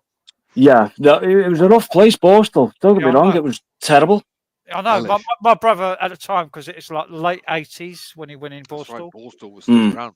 And at the time, that's when that film Scum come out. Well, Scum's a great I film. remember that movie. 78, 1980. Yeah, I remember and that. my brother was fucking terrified that he might get buggered up the arse. Exactly. That film's great. Yeah, no, that was the thing as well, because it was like prison for children, but there was like, yeah. It was a proper prison for youngsters. My brother robbed the local full of sadistic bastards, like that's what the local what do you call it, the shopping centre. Yeah, where they had like a load of shops, and he went in Market. He went in the roofs, and he went in the. Oh yeah, no, especially England in the 80s, there wasn't much going. He robbed about 14 shops in a shopping centre by going through the roofs from the top of the building. Wow. And he got caught, and then he got sent to Borstal. He also robbed the post office as well. Oh, fucking post office. But no, do you know what? That's the thing as well, is that like obviously when people straight away, like. that's the thing as well, because when people think of the 80s, obviously it's like, you know, I'm not dissing on it, but like it's a very Americanized view, because you know, like 80s pop stuff, like, you know, the cars, the fashion, stuff like that. But when you look at England in the 80s, completely different story. Do you know what I mean? Yeah. It was only a privileged few that had, like, you know, like Atari game consoles and the modern fashion, but the rest, you know. Atari fucking game console. Atari, holy fuck. Wow, man, that's good. I remember fucking getting my first Atari, and I remember fucking 2600. Yeah, 2600. Remember fucking Pac-Man on it, and I'm like, man, what the fuck? This isn't even like the arcade game. What the fuck? I've been ripped off. Random, man. You were lucky, because like English 80s kids, like they just had like slingshots and BB guns. That's right, slingshots. Fucking hell, we had them as well. Like, wow. No, I had computers when I was a kid, but what about green machines and big wheels? I had a ZX Spectrum. You guys have those? I had a ZX Spectrum when I was a kid, and a VIC 20. VIC 20, holy fuck, I remember that. Yeah, VIC 20's pretty old. Vic, holy shit. 1980, and then 1982, I had a Spectrum. Daniel has no memories of the 80s. I wonder why. Because when it comes to it, it was just like, obviously there was like a lot of shutdown of stuff. There was a lot of, you know, redundancy, stuff like that. And then obviously, you know, I mean, I know, Steve, I'm doing this, but like obviously the big split between Thatcher and stuff, you know, depending on where, you know what I mean? It's just, it was a completely different, like, overview. The coal mines shut down. No, listen, there was a reason why she shut down the coal mines. And there's a big story to that, Frank, and I can tell that one time if anybody got time. Well, it's like the thing with Liverpool when all the Conservative MPs said we need to wall off Liverpool and see, you know, we'll keep it as a monument to see how those people lived. Well, that's Neil Kinnock. Mad, isn't it? It's Neil Kinnock that shut down the coal mines. I mean, don't get me wrong, Liverpool wasn't the only place. There was a lot others, you know what I mean? But it was Maggie. Maggie shut down. Yeah, but it's Neil Kinnock with the union. He was a big friend of that fucking prick, the NUM leader, Arthur Scargill. Like, yeah. But Maggie found out what was wrong with the coal mines. There was 595 coal pits in the country at the time. They were making no fucking money. I know. Right, and they said, well, and every year they would come to the government and say, oh, by the way, we haven't made any money this year. Can we have a fucking payout from the government? They're going, but why? You've got 595 fucking coal pits going. Why are you not making any money? So they did a 2-year survey, like, to find out what the fuck was going on, and they found out that half the fucking pits were not making anything at all. Yeah. So they went, well, let's get rid of the ones that ain't making no fucking money. Well, I think the worst You know, and part that's as what well they when it comes to Maggie's government, and don't get me wrong, I'm not propping this up just because I'm from Liverpool, but like the Hillsborough thing as well. I think that mate, yeah, like, yeah, definitely, like, long, you know, there's, yeah. Well, And the Sun, mate, I'm sure you don't read the Sun anymore. oh no, definitely not. We don't even sell the word. Liverpool supporter there, like, I think know, the don't worst read thing that was, fucking rag. the worst thing in that area was getting rid of all the unions. Yeah, Oh, mate, the unions were getting ridiculous at one stage, though. That was the fucking problem. yeah, because it was a case of like shutting down the docks. That it was all like what But they s- called like controlled whatever it was, like controlled disrepair of the Liverpool, and then obviously the big thing was Hillsborough, Yeah. and like Well, obviously with the whole thing, like the whole process that happened with that. we still need justice for the fucking 98. But I think the worst economic thing that we did in this country was get rid of all the steel mills. Yeah, Yeah. Yeah, middle The steel class. mills, the steel industry in this country was very profitable. oh yeah, Yeah. no, definitely. And that's the worst thing that this country ever did was get rid of Yeah. all the steel mills. Yeah, Mm. definitely. I think the last one just went recently, didn't it? The British steel industry was the best in the world. Fucking I mean, right, man. Top money in that. we had the best steel in the world.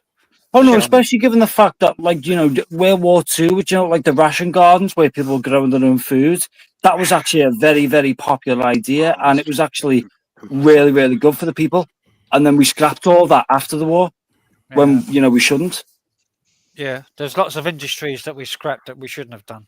Yeah, Yeah, I mean that I think that's in a lot of countries here too. I mean the middle class, the manufacturing has just totally been fucking wiped out.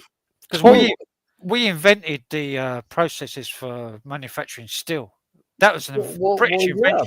British Steel, man, for fuck's when we sake. invented computers. You know? Yeah, and we invented antibiotics and penicillin. And Another company, sort of company that asked for fucking government handout was British Steel as well. That's another reason why she got rid of it.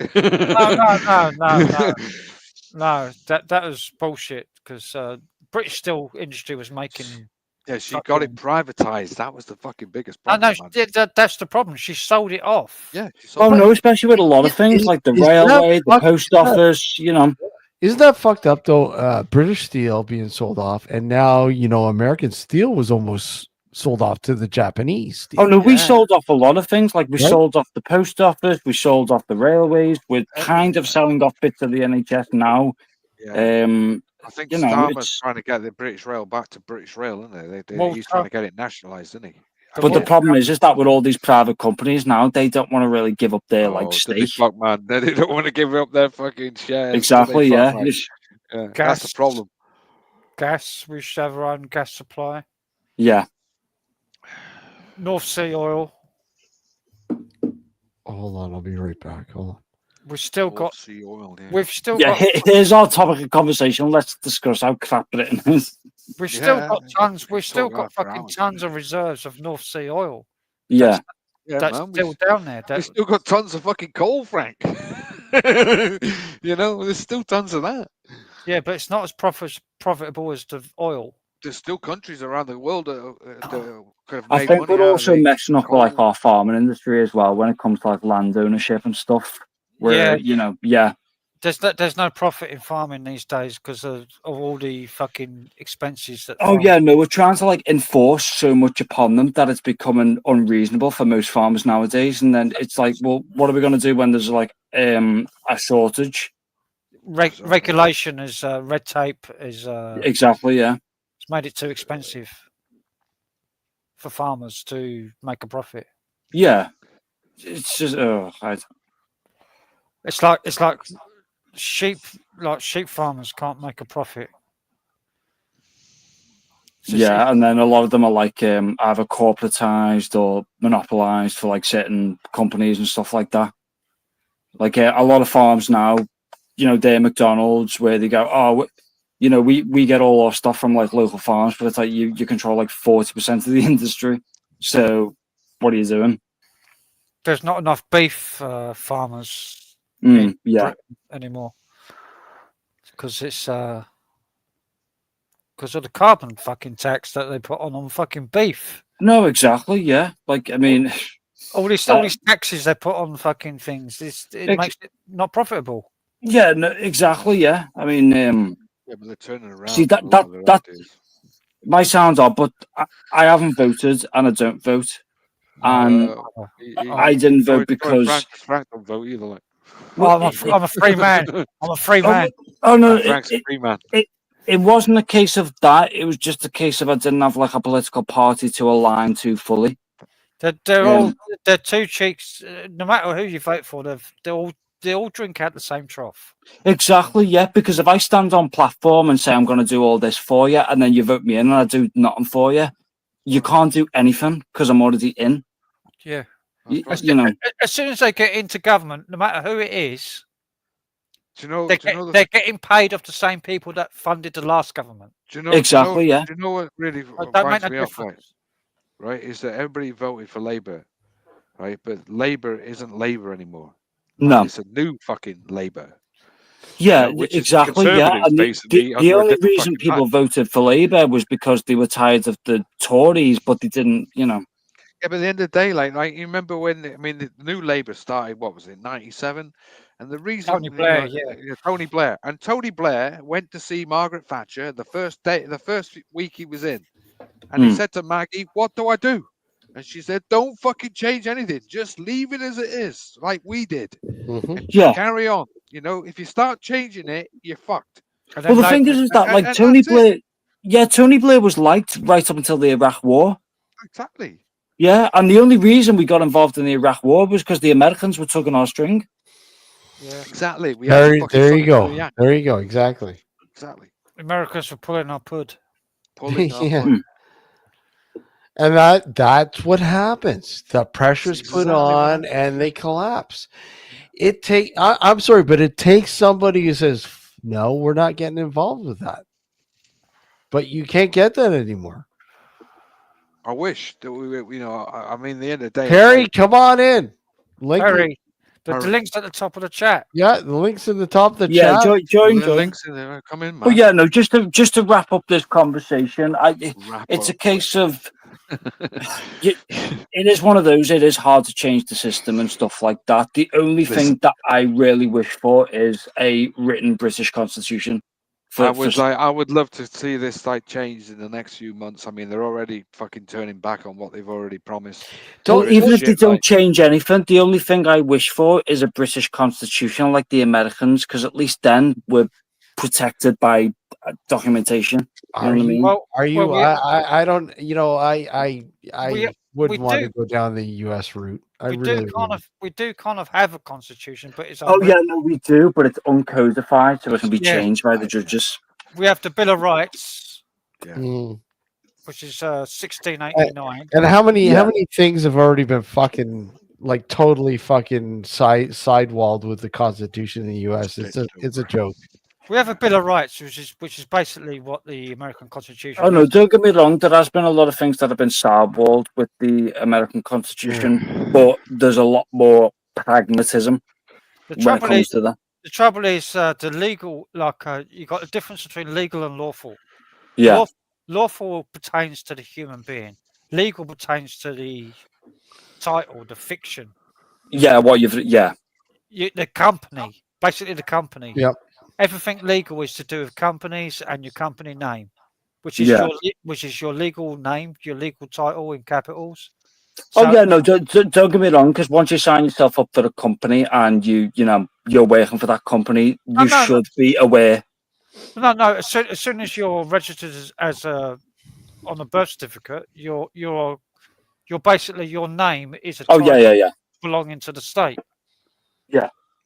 And you basically represent a company that's owned by the state. If you sign any documents, you're basically signing.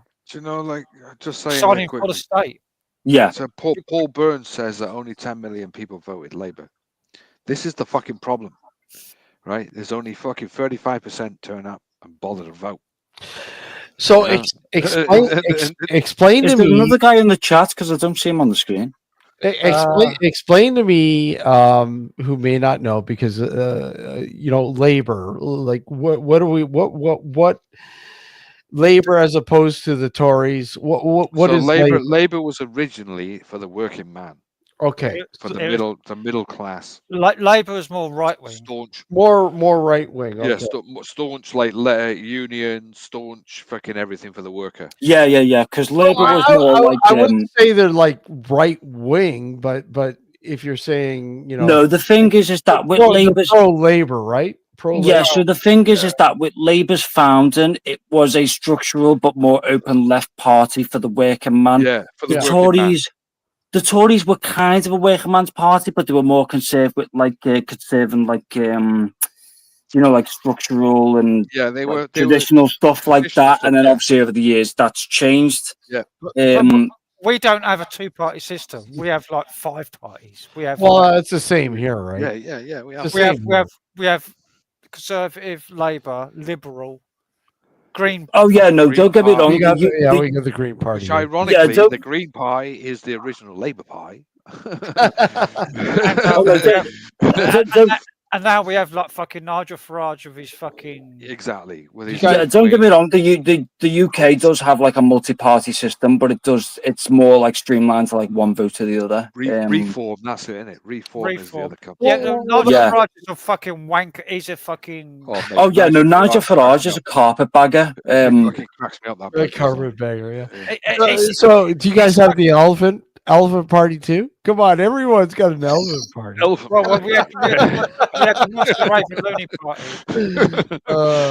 We had the Monster Raven Looney Party back in the 90s. Mate, they were class like the Monster Raven. Did you ever see the English Breakfast Man? Like, I've done a gig. Hilarious. The first gig I ever did in my band back in 1993 was at the Monster Raven Looney Party headquarters. That's right. You actually sang with Screaming Lord Sutch, didn't you? I sang with I played with Screaming Lord Sutch. Well, he was a fucking great big music man anyway. And like that was I remember the pub that we played at, which was the Monster Raven Looney Party headquarters, was called the Hearty Ferry over the Isle of Sheppey. Wow. My phone's going. Got phone ringing. Mate. Oh yeah, go get. Damn. In mid convo, like phone rings.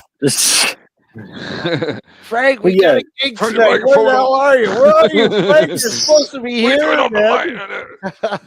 Yeah, no, like the with the UK, it's definitely like it's a multi-party system, but it is more streamlined to like 2 votes.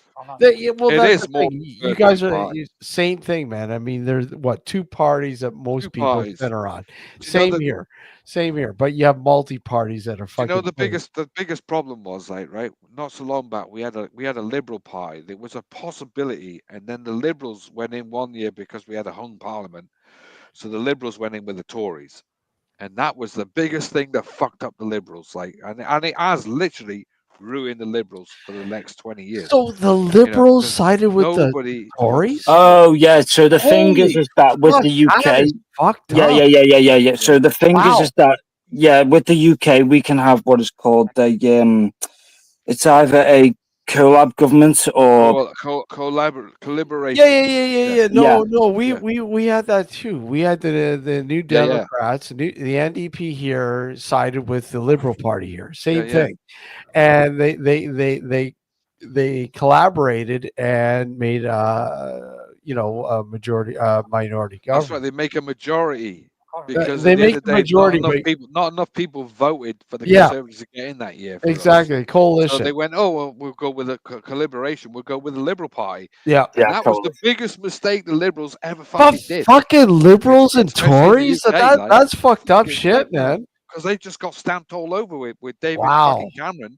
Cameron just stepped all over fucking Nick. Yeah, because the problem is that when you're that close to power and you want to get to that power, you're gonna I have to say that Stemmer guy's fucked. Oh no, he is. That guy, honestly, he's so fucking lost. We're really talking about that guy, man. He's so fucking lost, man. Oh no, the worst thing with Starmer when the crack started to form was when we had the Southport attack. And he showed up at Southport and he had like people shouting and saying stuff.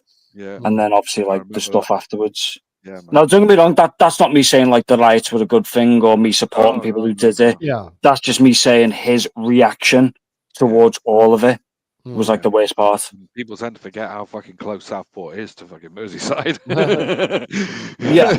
No, yeah. Don't they? Literally, I could get on a train now for half an hour to Literally, man, Southport. it's fucking like over the fucking way. Like, I've seen Southport. The worst part as well is that they started calling like people in Merseyside like right wing and far right stuff like that. When Merseyside is probably what the most left wing people of all time. Yeah, that was staunch Labour. But yeah, sadly, Labour isn't Labour anymore. Like I keep saying this to people, they ain't. The new Labour ain't. That's for sure. Yeah. And they're certainly fucking double backing on what they've already put in this year. They're in the shit now. They just put a statement out in the last 24 hours. Oh, we're not going to change PIP payments. And they're going, oh, right. So you said you were going to do that. But now they're not. Yeah, no, if Labour was still a working class party, they wouldn't have introduced the tax raises, they wouldn't have introduced the the benefit system clamp down, Yeah, the benefit system clamp down is that nothing's happening to that till 2026. Yeah. That's what people tend to forget. It's not happening till next year. But are they going to still be around by next year? Because the backbenchers are getting pissed off. I don't know. The backbenchers are getting pissed off, and the fucking renegades are getting fucking. The rebels. Oh no, that John, that happened with the Tories though. Where go on, mate, go on. When you say backbenchers, backbenchers are the people at the top of the back of the in the House of the Commons. They're at the back. They sort of sit at the back, and they're ex people who used to be at the front. They're at the back. Okay. So they're all getting pissed off, like, because there's things happening that they don't go along with. Then you've got the rebels as well. So the rebels are the people who are just stirring all the shit up in the background. Well, they're not fucking happy either, like, so because they all sort of like lunch with the fucking with the the backbenchers. It's just going to cause fucking big problems, like, and it already is. And we have the same fucking scenario here, but the one difference obviously is because of Quebec. Quebec has the Bloc Québécois, who are a national. They're not a national party; they're a provincial party, but yet, because Quebec is such a huge fucking riding, there's a lot of people in Quebec. They rely on the numbers out of Quebec. It's like, wait a sec, we want to fucking break away and become our own fucking country. That'll never happen, because I think the worst part as well was that with Canada was that, do you remember the scheme with the students where a load of Indian students were coming over and then they were immediately getting visas to work for like other people? Yeah, well, see, that's a huge problem now. What is happening is, especially because when you look at the Commonwealth, right? India is a part of the Commonwealth. So literally they have like free reign of any fucking Commonwealth country. Those are the rules. It's fucking ridiculous. Oh no, the worst part was that Indians were coming to Canada on a student visa. They were arriving in the country, and then they were going to work for like a relative, and then they would get a different visa to work for them and stay there. Yeah, so now they're cleaning that up, but I mean, honestly, I'll be sorry. I'm not sorry, but whatever. They literally opened the floodgates. Oh no, they did. I mean, I'm guessing you've seen the famous picture of the Asian student. The white Asian students amongst all the Indians getting employment. The floodgates to the point where, see, the problem is Canada is a big country. It's huge. It's massive. Yeah. And people don't realize a majority of the people who live in Canada live along the U.S. border. Oh, yeah, no, of course, because once you go up to Newfoundland, it's different. 90% of the population is in and around the border with the U.S. Now it's like, okay, we've let the floodgates open. We've let all these people in, especially from India. Now it's like, I'm telling you, crime, like house invasions, car theft, jewelry store fucking heists. are fucking on the fucking rise because of these people who have no fixed address. You know, you arrest them, they can't do anything with them because Well, yeah, because it's especially they're not Canadian citizens. it's especially due to the fact as Get rid of them. yeah, it's especially due to the fact as well as that when an outsider views Canada, they only views the northern border, like Vancouver, Quebec, blah blah blah. Yeah. They don't look past like to Newfoundland and stuff like that. They Yeah. just want to settle with with the border region. Well, And they go where the populations are. So literally, exactly, they're not going to Newfoundland. They're not going to the Isles. You know, you go to Ontario, which is the biggest business hub of Canada, Ontario, right? Toronto being the they're going to the American border, not the Alaskan border. But they are going to there is a there's a suburb of Toronto called Brampton. Brampton is literally called it's called what do they call I can't think, but it's literally got the largest fucking Indian fucking population outside of India. We've got a few places like that called Blackburn. Yeah. Blackburn and Bolton. Bradford. It is becoming so fucking bad. So bad. I have no problems with immigration, don't get me wrong, but when you flood a country with one particular culture and they don't want to yield to the country, you're now living in Canada. Fuck where you came from, because if you want to stick where you came from, then go back. Oh yeah, no. See, that is exactly my stance, right? So the thing is that all my family are immigrants. However, they integrated very successfully and very well into British society, adopting the culture, adopting the name, all the rest. With nowadays, these people aren't doing that. Like, here's the thing. Like, I mean, I have no problems at all. None. Well, no, that's my thing as well. Like, I'm not racist or then. So be it. Then great. I love you. Fine. But if you're going to come here and you're going to steal, pillage, rape, whatever, I'm sorry. Well, yeah, that's my thing as well. Like, I'm not racist or offended to these people coming here. It's just a case of there needs to be more integration. There needs to be some level of control. It needs to be a slower process because, I mean, it's just too fast. They need to integrate with our culture. Yeah, exactly. Yeah, they need to freaking have this thing like where they know what the hell's going on when they're coming in. The thing is, John, is that you guys have gone through it. I mean, you guys have gone through it. You know what it's like. Well, the thing is, John. The thing is that my family come over in the 1900s from Poland. They've had their name changed by the government because they couldn't spell or pronounce it. I don't blame the government or hate the government for doing that. It was a necessary thing. And the thing is that, yeah. Today there was battles between the Indians and the Pakistanis in London. They were literally going to war with each other today. That's another problem. Yeah. That's another problem right there. Because we all know the differences between, and they're also the majority in London.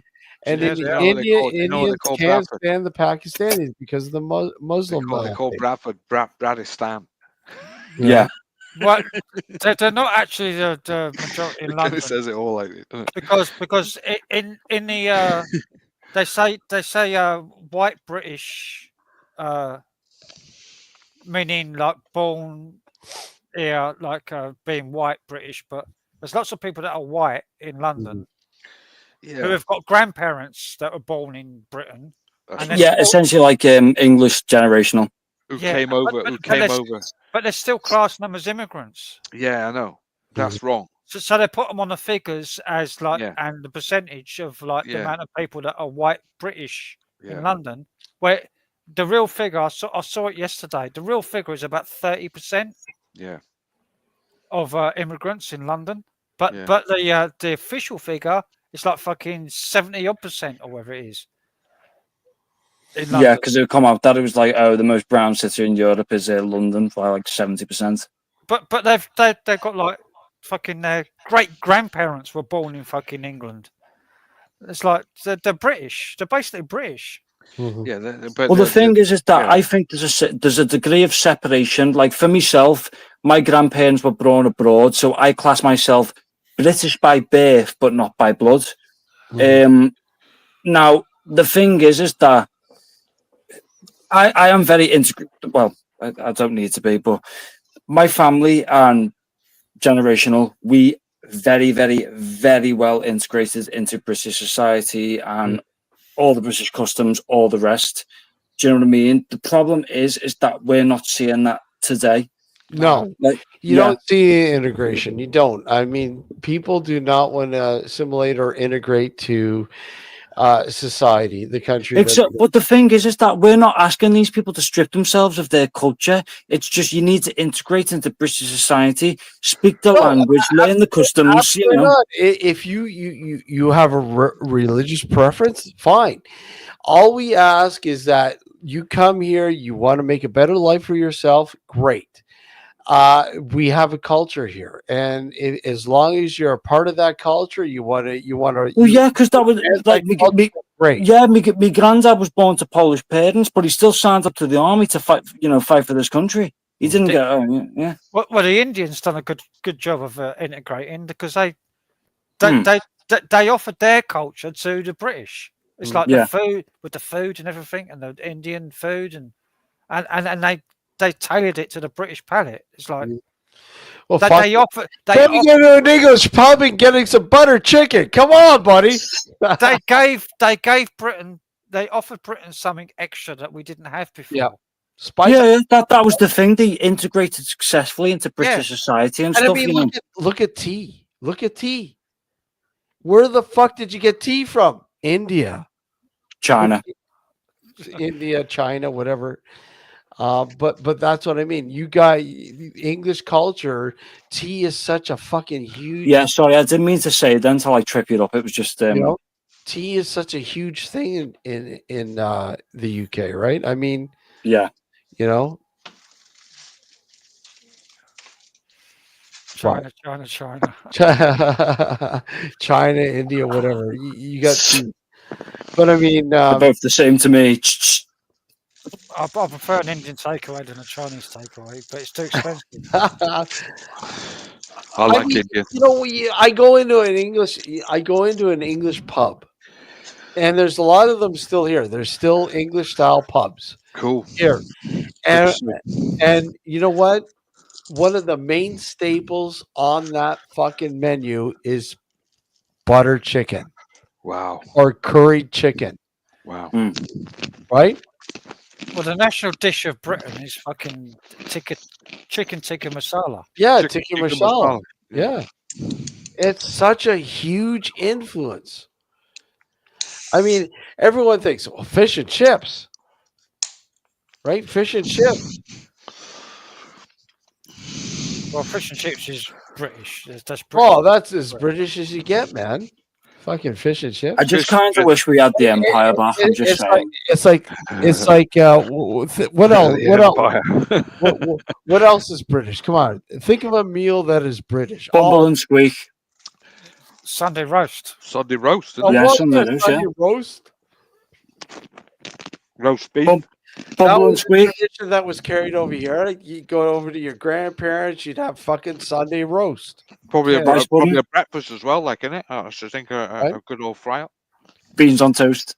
Beans on toast, yeah. Beans on toast, yeah. Black pudding. I know that's Scottish. Black pudding, yeah. Black pudding. No, black pudding's not Scottish. It's Southern as well. I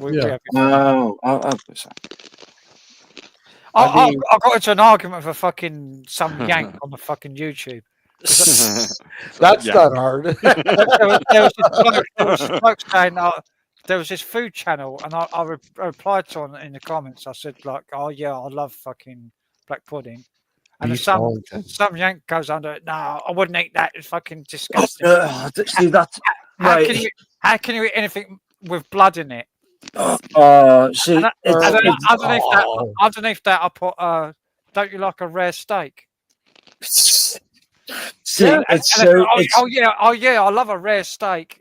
Oh no, right. It's so funny and so easy to get into an argument with a yank. So I had one. Oh yeah. Where a rare steak filled with blood, isn't it? It's like fucking. Yeah. No, blue steak. I had one where I jumped onto this stream and it was like just like three people talking, and then we got onto history, and this like Yank woman was saying like, "Oh, you Brits should feel bad because of Dresden," and I went, "What?" And she was like, "Yeah, you know, you can't forget Dresden." I was like, "Are you forgetting like the previous 5 years of the war?" And she was like, "Yeah, but you shouldn't firebombed it. It wasn't a civilian target." And I was like, "There was legitimate things there." Yeah. And then she was trying to say that, oh, she got into it. Maybe she was like, "Oh, well, I don't justify this as well and this." And I was like, "Well, let me just debunk your whole points there, love." Oh, it was so funny. It's great because there's a lot of traditions here that have been carried over from England, obviously because of the huge English population. Being a part of the English Empire. Oh no, especially with Canada as well. There's a lot that carries over. Like There's a lot here lot of that French still over in remains that are huge proponents of day-to-day life here. If it there was a wasn't, Canadian military unit that used the Lee Enfield rifle right up until 2017. Well, I wouldn't be Really? surprised, Wow. if it wasn't, if it wasn't for Britain, we wouldn't have had the 20th century fucking advances. Yeah, Because Well, yeah. we invented fucking everything for the 20th century. We invented electricity. We invented we discovered the atom, the neutron, the electron, the fucking we proton. invented TVs and computers. We discovered DNA. We discovered and we've invented DNA fingerprinting. Don't say invented you tanks. don't say you discovered the inoculation for polio. Yeah, we did. We No, did. you didn't. It was Canada. No, No, we they did. didn't. It was Canada. No, no. It's on a video called "What Did the Brits Ever Do for Us?" What the Brits ever did for the world, like. And That's it's an Australian fellow. What did the bastard Brits ever do for us? It was also the Brits that led the foundation for the civil Hey, rights Alien, movement. how are you? Andy, how are you, man? Good to And see you. it's all about the Industrial Revolution and what the Brits Mm. done. the Perry, Industrial like the Revolution. There you go, fellow UKer, Alien UK, Alien UK. Yeah, hello. And Alien 8. I remember a computer game called Alien 8. But yeah, I know, like the Brits let the do check set the seed for like the civil rights. Yeah. Britain ended slavery for the entire world as well. Well, thank you for popping in, bud. Really That's appreciate good, it. they did as well. Gonna have you on the show for an actual We show. also made a lot of money. Yeah, out come of on, yeah. slavery as well, like. Did we? Britain ended slavery for the entire world when slavery was a normal thing. Oh, it wasn't Exactly. Lincoln? We made the most money out of it. It wasn't The British crusade against slavery was the most fucking. We even gave somebody a fucking sir for it as well. Knighted somebody. The for Sir with Love. No, Sir Francis Drake. No, He was a big fucking slaver. It was the Doomsday Book when Alfred the Bastard, whatever. Or no, what's his name? The Bastard King. Well, the thing is that like we can look back on history with a modern context now and say, oh, yeah, maybe that was bad, maybe stuff like that. That's fine. But we can also look back and see a lot of good. When we got invaded and that Norwegian king, whatever it was, 1066 after the Battle of Hastings. Yeah. And he took over, and then the Domesday Book was written, and he did an account. He did a survey of the entire country, and he wrote the Doomsday. Oh yeah, the Doomsday Book. That would be a huge undertaking, though, eh? And that was in like 1066, wasn't it? And 1066 after I think it was William of Orange, or no, it wasn't William of Orange, was it? William the Conqueror. Yeah, after he took over, he wanted the big census of the country, and but it was originally that's huge. It was originally called William the Bastard. William the Bastard. Yeah, it was. Originally. And then he became king, and then by 1086 he wrote in law that slavery was against the law in Britain, in England, and if anybody was caught with a slave, they'd be paid. They'd have to pay a fine to the king. Yeah, well, it's also like other ancient civilizations, because do you know like the way laws are written now? We get that from the foundation of I believe it is Julian from the Byzantine Empire who wrote this big book about the Lord of Man. Mhm. So we get our like foundation from that book. But you talk about slavery, and a lot of people tend to forget about how many Irish were enslaved. Especially in North America, there was a lot of Irish people who were enslaved, and in fact, were a part of a lot of what was going on in southern the U.S. Oh yeah, no, don't get me wrong. We can talk about that, and Yeah. don't get me wrong. I'm not agreeing with it. We can sit down and go, yeah, that's wrong.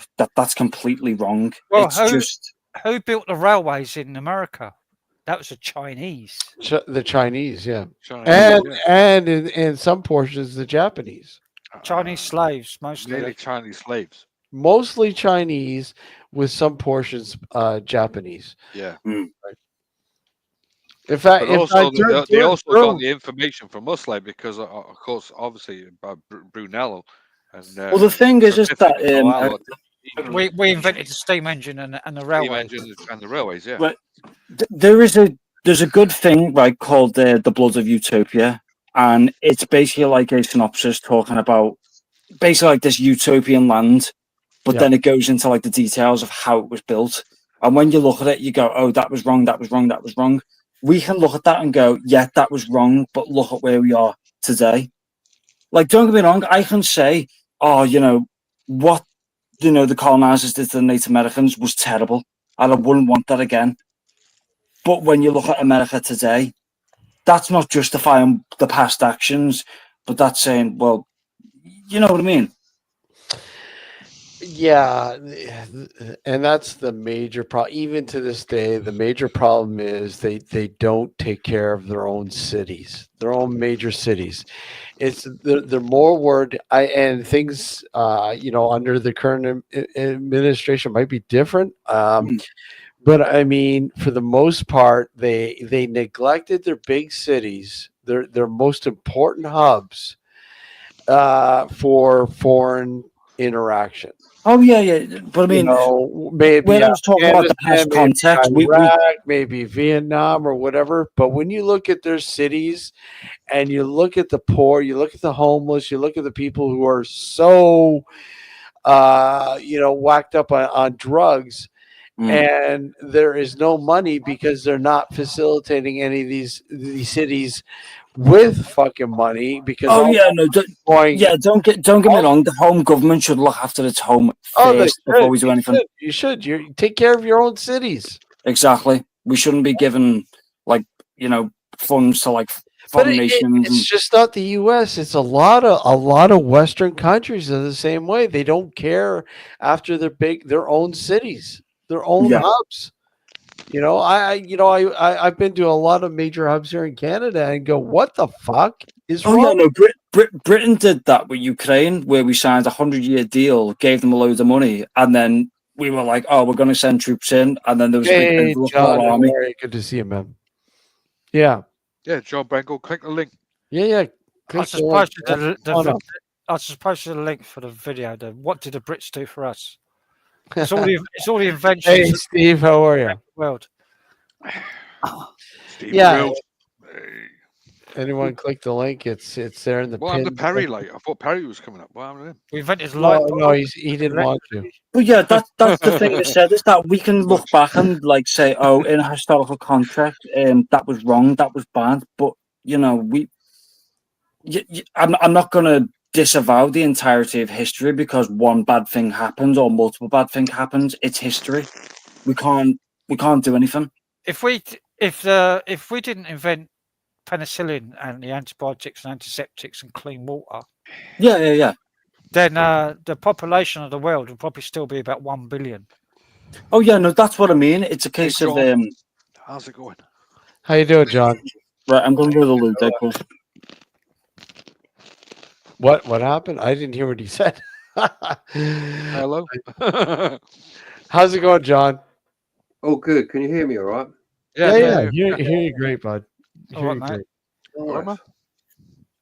Heated debate on all sorts of fun Heated stuff. debate, like if you got anything to put in with this debate really quickly, like It's not a debate. It's just chatting. Banter. Yeah, it's just I love banter. it. It's fun. Great It's when you get healthy conversation. Okay, here you go, John. Here you go. Here you go. Manchester Far away. United or Tottenham? Tottenham. I'm a fucking Spurs fan all the way. Tottenham, mate. He's a fucking. He's outside. He's an Essex man. So he's Essex man. Okay. Essex. You know me. Essex don't have a decent football team, do they? What did it know? Oh. Is it Chelsea? Do they? What? West Ham? I suppose the West Ham? closest is no. That's not Ipswich. Ain't even fucking Essex, is it? No, Essex don't have a decent football team. The Essex don't have No, a team, do they? no, you're probably quite right. No. Wait a second. I didn't even know Essex had a team. Unless they had Ipswich Town. No, that's Anglia. That's That's Oh, yeah, right. that's not Yeah. Essex, though, is it?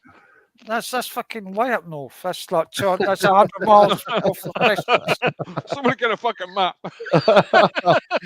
Uh, Not a clue, like. Ipswich Town is like the nearest you get, isn't it? It's like and even they ain't any good. So Ipswich Town are fucking real bad. yeah. yeah. Ipswich they're in aren't the too lower bad, but divisions. the problem they're going down again. But the problem is that's Suffolk. That's not Essex. Suffolk. Yeah. I had no idea Essex had a team. I didn't know that. I don't know. I don't know what I their don't team is. think they do have a I team. don't think they have a team. If there is, it's fucking unknown. Like it's Well, probably one of the lower divisions. they got a few. You got Southend. You got Chelmsford. You got Southend, that's it. Southend, yeah. all right. Yeah, they're in the Southend, lower yeah. divisions, though, aren't they? They're in. They're They are, yeah. They haven't lower really league. got. Yeah, sorry guys, I just had to use the loo. So Yeah. Welcome No worries. back. who's the So new I guy? suppose John, closest John, to this me is would be Bear. Bear, Southend. that's Classic John. man down here. Let Mr. Ben. Nice go to back. meet you. Lord. Hello, mate. How you doing? Lord, Oh, not too bad. I was going to say, Steve, I know we've sidetracked a little bit, so if you want to talk about anything you want to, just let us know. no. Have He a loves fun it, man. time. Spontaneous, like that's Yeah, what yeah. it's all about. Great. That's what you want. Spontaneous. What were you guys talking Spontaneous about? Because combo. I've come in and then you just suddenly talking about football. I'm like, fuck. Well, hell. we We were just want to talking, find out what talking team about you football support, earlier. John, We were that's all. talking about I politics. don't want to talk about fucking football. It's like, Well, No more So, football. so let the guest Like, decide the that's all topic. right. Yeah, so we were talking about everything, an array of whatever. Bring in some new fucking part of the convo, like your. Oh yeah. It's on Sorry, you. I've got to go back to this. Steve said Colchester. Yeah, that's better. Yeah, Colchester. Yeah, Colchester Yeah. FC. Colchester Wow, FC. man. Another one Yeah. in the lower leagues. I love Yeah. that. Lower leagues. my Lower local league. football team. My local football team ain't much better. It's Gillingham. Gillingham. Yeah. Yeah. Oh, Gilliam. Oh, Gillingham.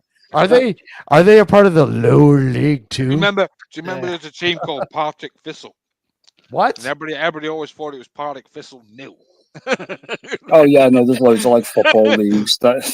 Dazzy supports the team with the most consecutive title wins. Who's that? Manchester United? No, Manchester United don't have that many.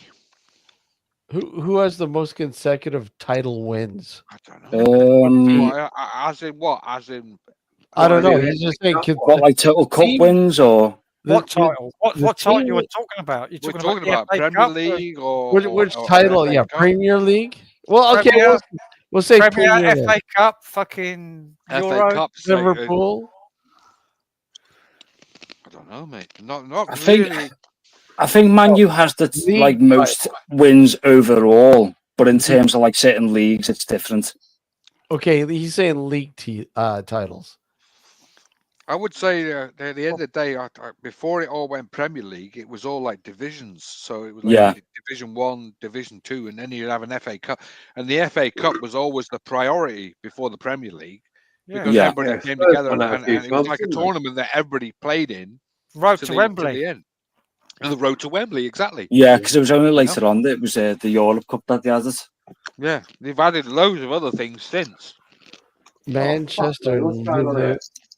He's got a blackout there. What's going on? Oh, you sure you're not in Back in Spain? I reckon I'll put something, hang on. Manchester United and Liverpool are equal in titles. Who I'll probably cares? say that's about right. Fucking- Yeah. The kick around a fucking dead bit of pigskin. Listen, Oh, no, especially with Man United as well, because they've They're all got like prima donnas on too much fucking money. oh, right. Oh, fuck. Have you? Oh, shit. Oh, no. They get Right. they get a little tap on the shins and they roll over for Oh, 10 it's all right, fam. Oh, no, right. You'll get this, guys. Do you know what Munich stands for? Yeah. Munich. Yeah. Do you know what it stands for? Munich. Munich. Folks, be back in a minute. Yeah. Man United never intended coming home. That's right. Never. Thanks. Yeah. They nearly didn't. Yeah, the You Spanish. can't really blackout knock is that good. really because they had a fucking good team when they went over to Munich. Oh no, they had the best ever team they ever had. Oh yeah, no, don't get me wrong. Like they lost about 8 of that team in one. Oh yeah, no, don't get me wrong. When I said that, it wasn't like taking the piss. It was just no. Yeah. I know. Oh no, yeah, no, they definitely had like a really good team. They had a fucking top team there. Didn't like Shankly donate some players to them after the crash? Bengals got to stick a 50p. I think Shankly did. I think you're right. Yeah. I'll be back grabbing another brew. Yeah, I'm as well. Bengal, stick a 50p in the meter. Yeah, what happened to your power, man? His power's gone out. Nice. I'm gonna get another beer as well. Do you know what though? That's the worst thing about like the southern teams. A lot of like the underclasses get like forgotten about. It's always just about like the big three, like Arsenal, Chelsea, and that. Mm. Yeah, it's. Look, when the Premier League came in, like everybody sort of forgot about everything else. Yeah. This is why I used to love the old style, like Division 1, Division 2, Division 3.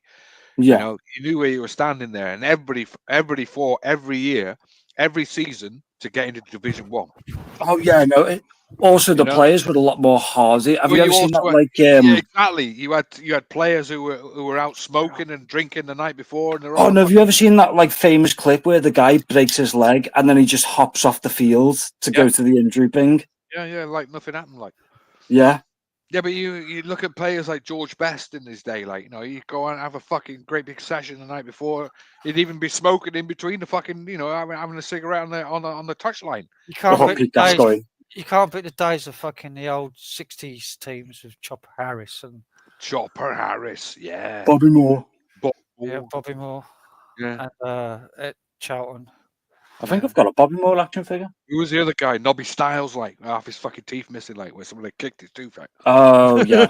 Remember him, like in those days when people got kicked in the shins, they didn't roll over 10 times a fucking cry. No, they got up and carried on.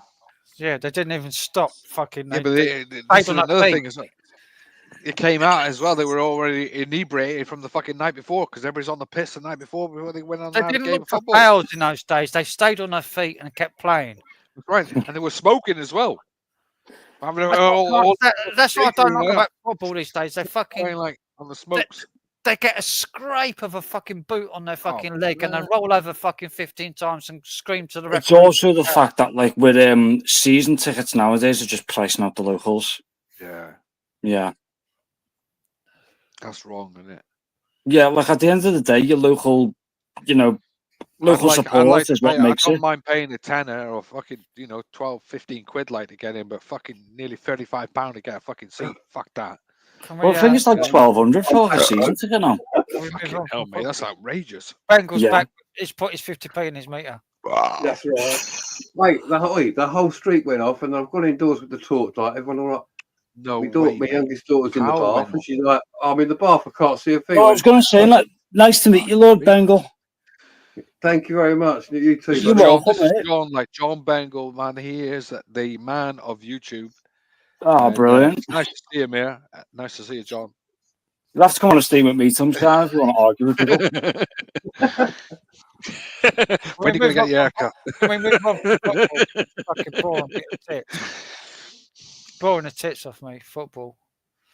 Oh, apparently this power cut was to do with an underground cable, high voltage. No shit, Sherlock. Somebody put a fucking spade in it. Whoops. Well, I'm subscribed to like the emergency stuff, like so I get all the information when there's a power cut. So it's Wow. telling me where all the postcodes are affected. Yeah, you need emergency internet to like keep your Pornhub thing active. Imagine somebody's like upset, like because they got a grow room, like it's just fucking switched on again, like. Fucking hell, sucked all the Yeah. power off. I swear to God, man, we had somewhere Yeah. around here like it was growing, like because whenever the power went out, like it was always this area on its own, like I thought some fucker's got a fucking grow room going somewhere, like fucking great big one, like 'cause Yeah, John, every- I was supposed to be cut off at the end of the month. yeah, Well, Oh, yeah. It was the 20th. I was supposed to be cut off. so I've not paid my bill. I got cut off for about an hour on the 20th, really, and then it just came back on again. And I've been on ever since. ever since, Yeah, I've not paid my bill this month. and you didn't even go in with that 50 quid, like, and just do it. No, I've not paid it because I've not had to because I've not been cut So off. what? Don't say a fucking word, and you never know, it might stay on forever. Yeah. never know. Lord Bengal, if you don't mind me asking, like, whereabouts you're from? Like, don't have to be like specific. Essex. Essex. Okay. What about yourself? Just Liverpool for me. Liverpool, Nice. Nice. I Liverpool. like Liverpool. Scouser. We all love the Scousers, like everybody loves Scousers. Yes, I'm a down south.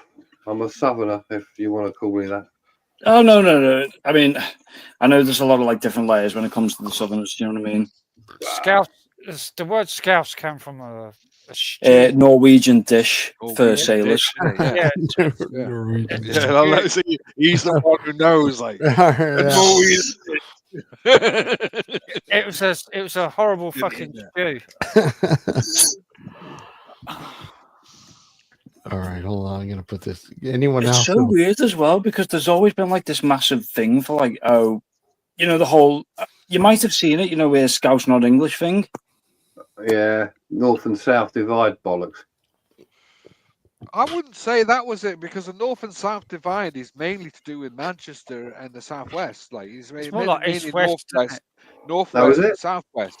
So that's where the Hmm. north and south is. The Scousers come in on the side, like because they're on the side of it. It is literally on the side of northwest. Yeah, Scouts have always had like their own little thing So because you of, have your own thing.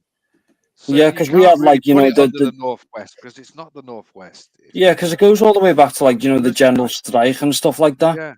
Yeah. Steve says they're all woolly backs. Woolly backs. Yeah. Oh yeah, that's another division within Liverpool. So you may live in Merseyside, but if you don't live within the Liverpool region, you're a wool or a Jedi. Yeah, a Jedi. That's Yeah, Yeah, I can't explain it. Jedi. You're a Jedi. Be back in a minute, folks. 1 second. No, go on, mate. I don't think there's really much of it these days of the north and south anymore. It used to be years ago, north and south.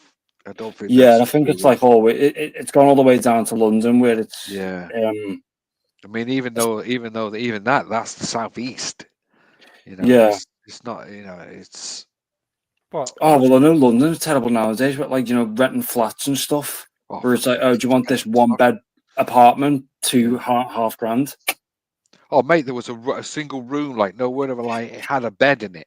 That was all it was, and it was. Oh, something yeah, I've like seen that. fucking £700 or £800, fucking £900 just to rent that fucking little space. Like, Did you see the one where it was literally like a living room converted into all four, and if you want to Yeah. use the bathroom, you'd have to go outside. Yeah, Yeah.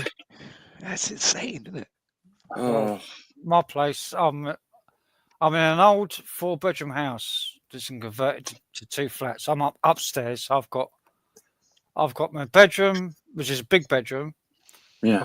I've got a living room. I've got a separate kitchen. I've got a separate bathroom with a bath, a shower, everything. And I've got my stairs and my front door. £400 a month. Oh, was it? I don't know. I have to put the axe down. I gotta fucking take off, guys. Anyone else gonna start up a live? Oh, I'll tell you John? what, give me 5 minutes, I'll start one up. Okay, Lord Bingle. John's good, because I've run out of Everyone, StreamYard everyone, time, head over to John Bangle's channel. Start one Yeah, up, that, man. folks. 'Cause, I'll be up in about 5 Yeah, minutes. I got yeah, man, something I have that's to great, 'cause attend to. I can't So do it. Like, Put Yeah, your Red, before you go, then John Bengal, have you got like a YouTube? Is the yeah, same name? mate. Yeah. Put John's yeah, channel hold in, on. I'm gonna put and John's channel in. Hold on a yeah, second. put John's channel, no in, worries then. and then Before I disappear, then I'd just like to say big thank you to Steve for hosting this stream. Yeah. and- I hope No, you no. come up in the next one, Thank you mate. for coming up, man. Really I- appreciate No, it. you're very welcome. Thanks for having me. Yeah, mate. John, Come up on the John. other one. Come up on Yeah, John's. go up on John Bangles. We're, and Carry this on. get Crazy John Presents channel as well. I will, Yeah, though. but I'm not. I haven't got any StreamYard time, like, so I can't do a live. I've got. Oh. Come on. Here's I've gone John. through. I've burned through all 3 accounts. Here we go. I could go on real stream, but we'll end up fucking putting music on with that one. Like, you know. I don't know. Yeah, I'll jump over now. But again, thank you, Steve, for having me. And obviously, thank you, everyone. Hey, mate. I should see you shortly. Steve, thanks, man. You came up, man. I wanted to bring you Well, in. there you before go. we- Just as yeah. we're going off. But head over to John Bangles' channel. It's in Good one. chat. It's on. Come over with John Bangles, guys, and thank you. Hey, cheers, man. I hope that Bear, please come over on the other one. He probably will. He probably will. Yeah, man. Really, really cool, man. Sorry, Yeah, I just gotta take a phone call. gotta fucking run out of here, which sucks. I was having No worries, fun. man. No worries. I was having fun. I'm enjoying every minute. Well, I'll set one up and Okay. I'll give me 5 and I'll do it. Yeah. All right, Alright, I yeah, put your squeeze in that. I put your That's link in great, the John. chat there, John. Fantastic. So, guys, everyone head over to John's channel. Right on. Like and subscribe if you already folks. I'll be haven't. back in a bit. All right, guys, take care. Cheers. See you in Later. a bit. See you in a Bye. minute. See you in a bit. Bye.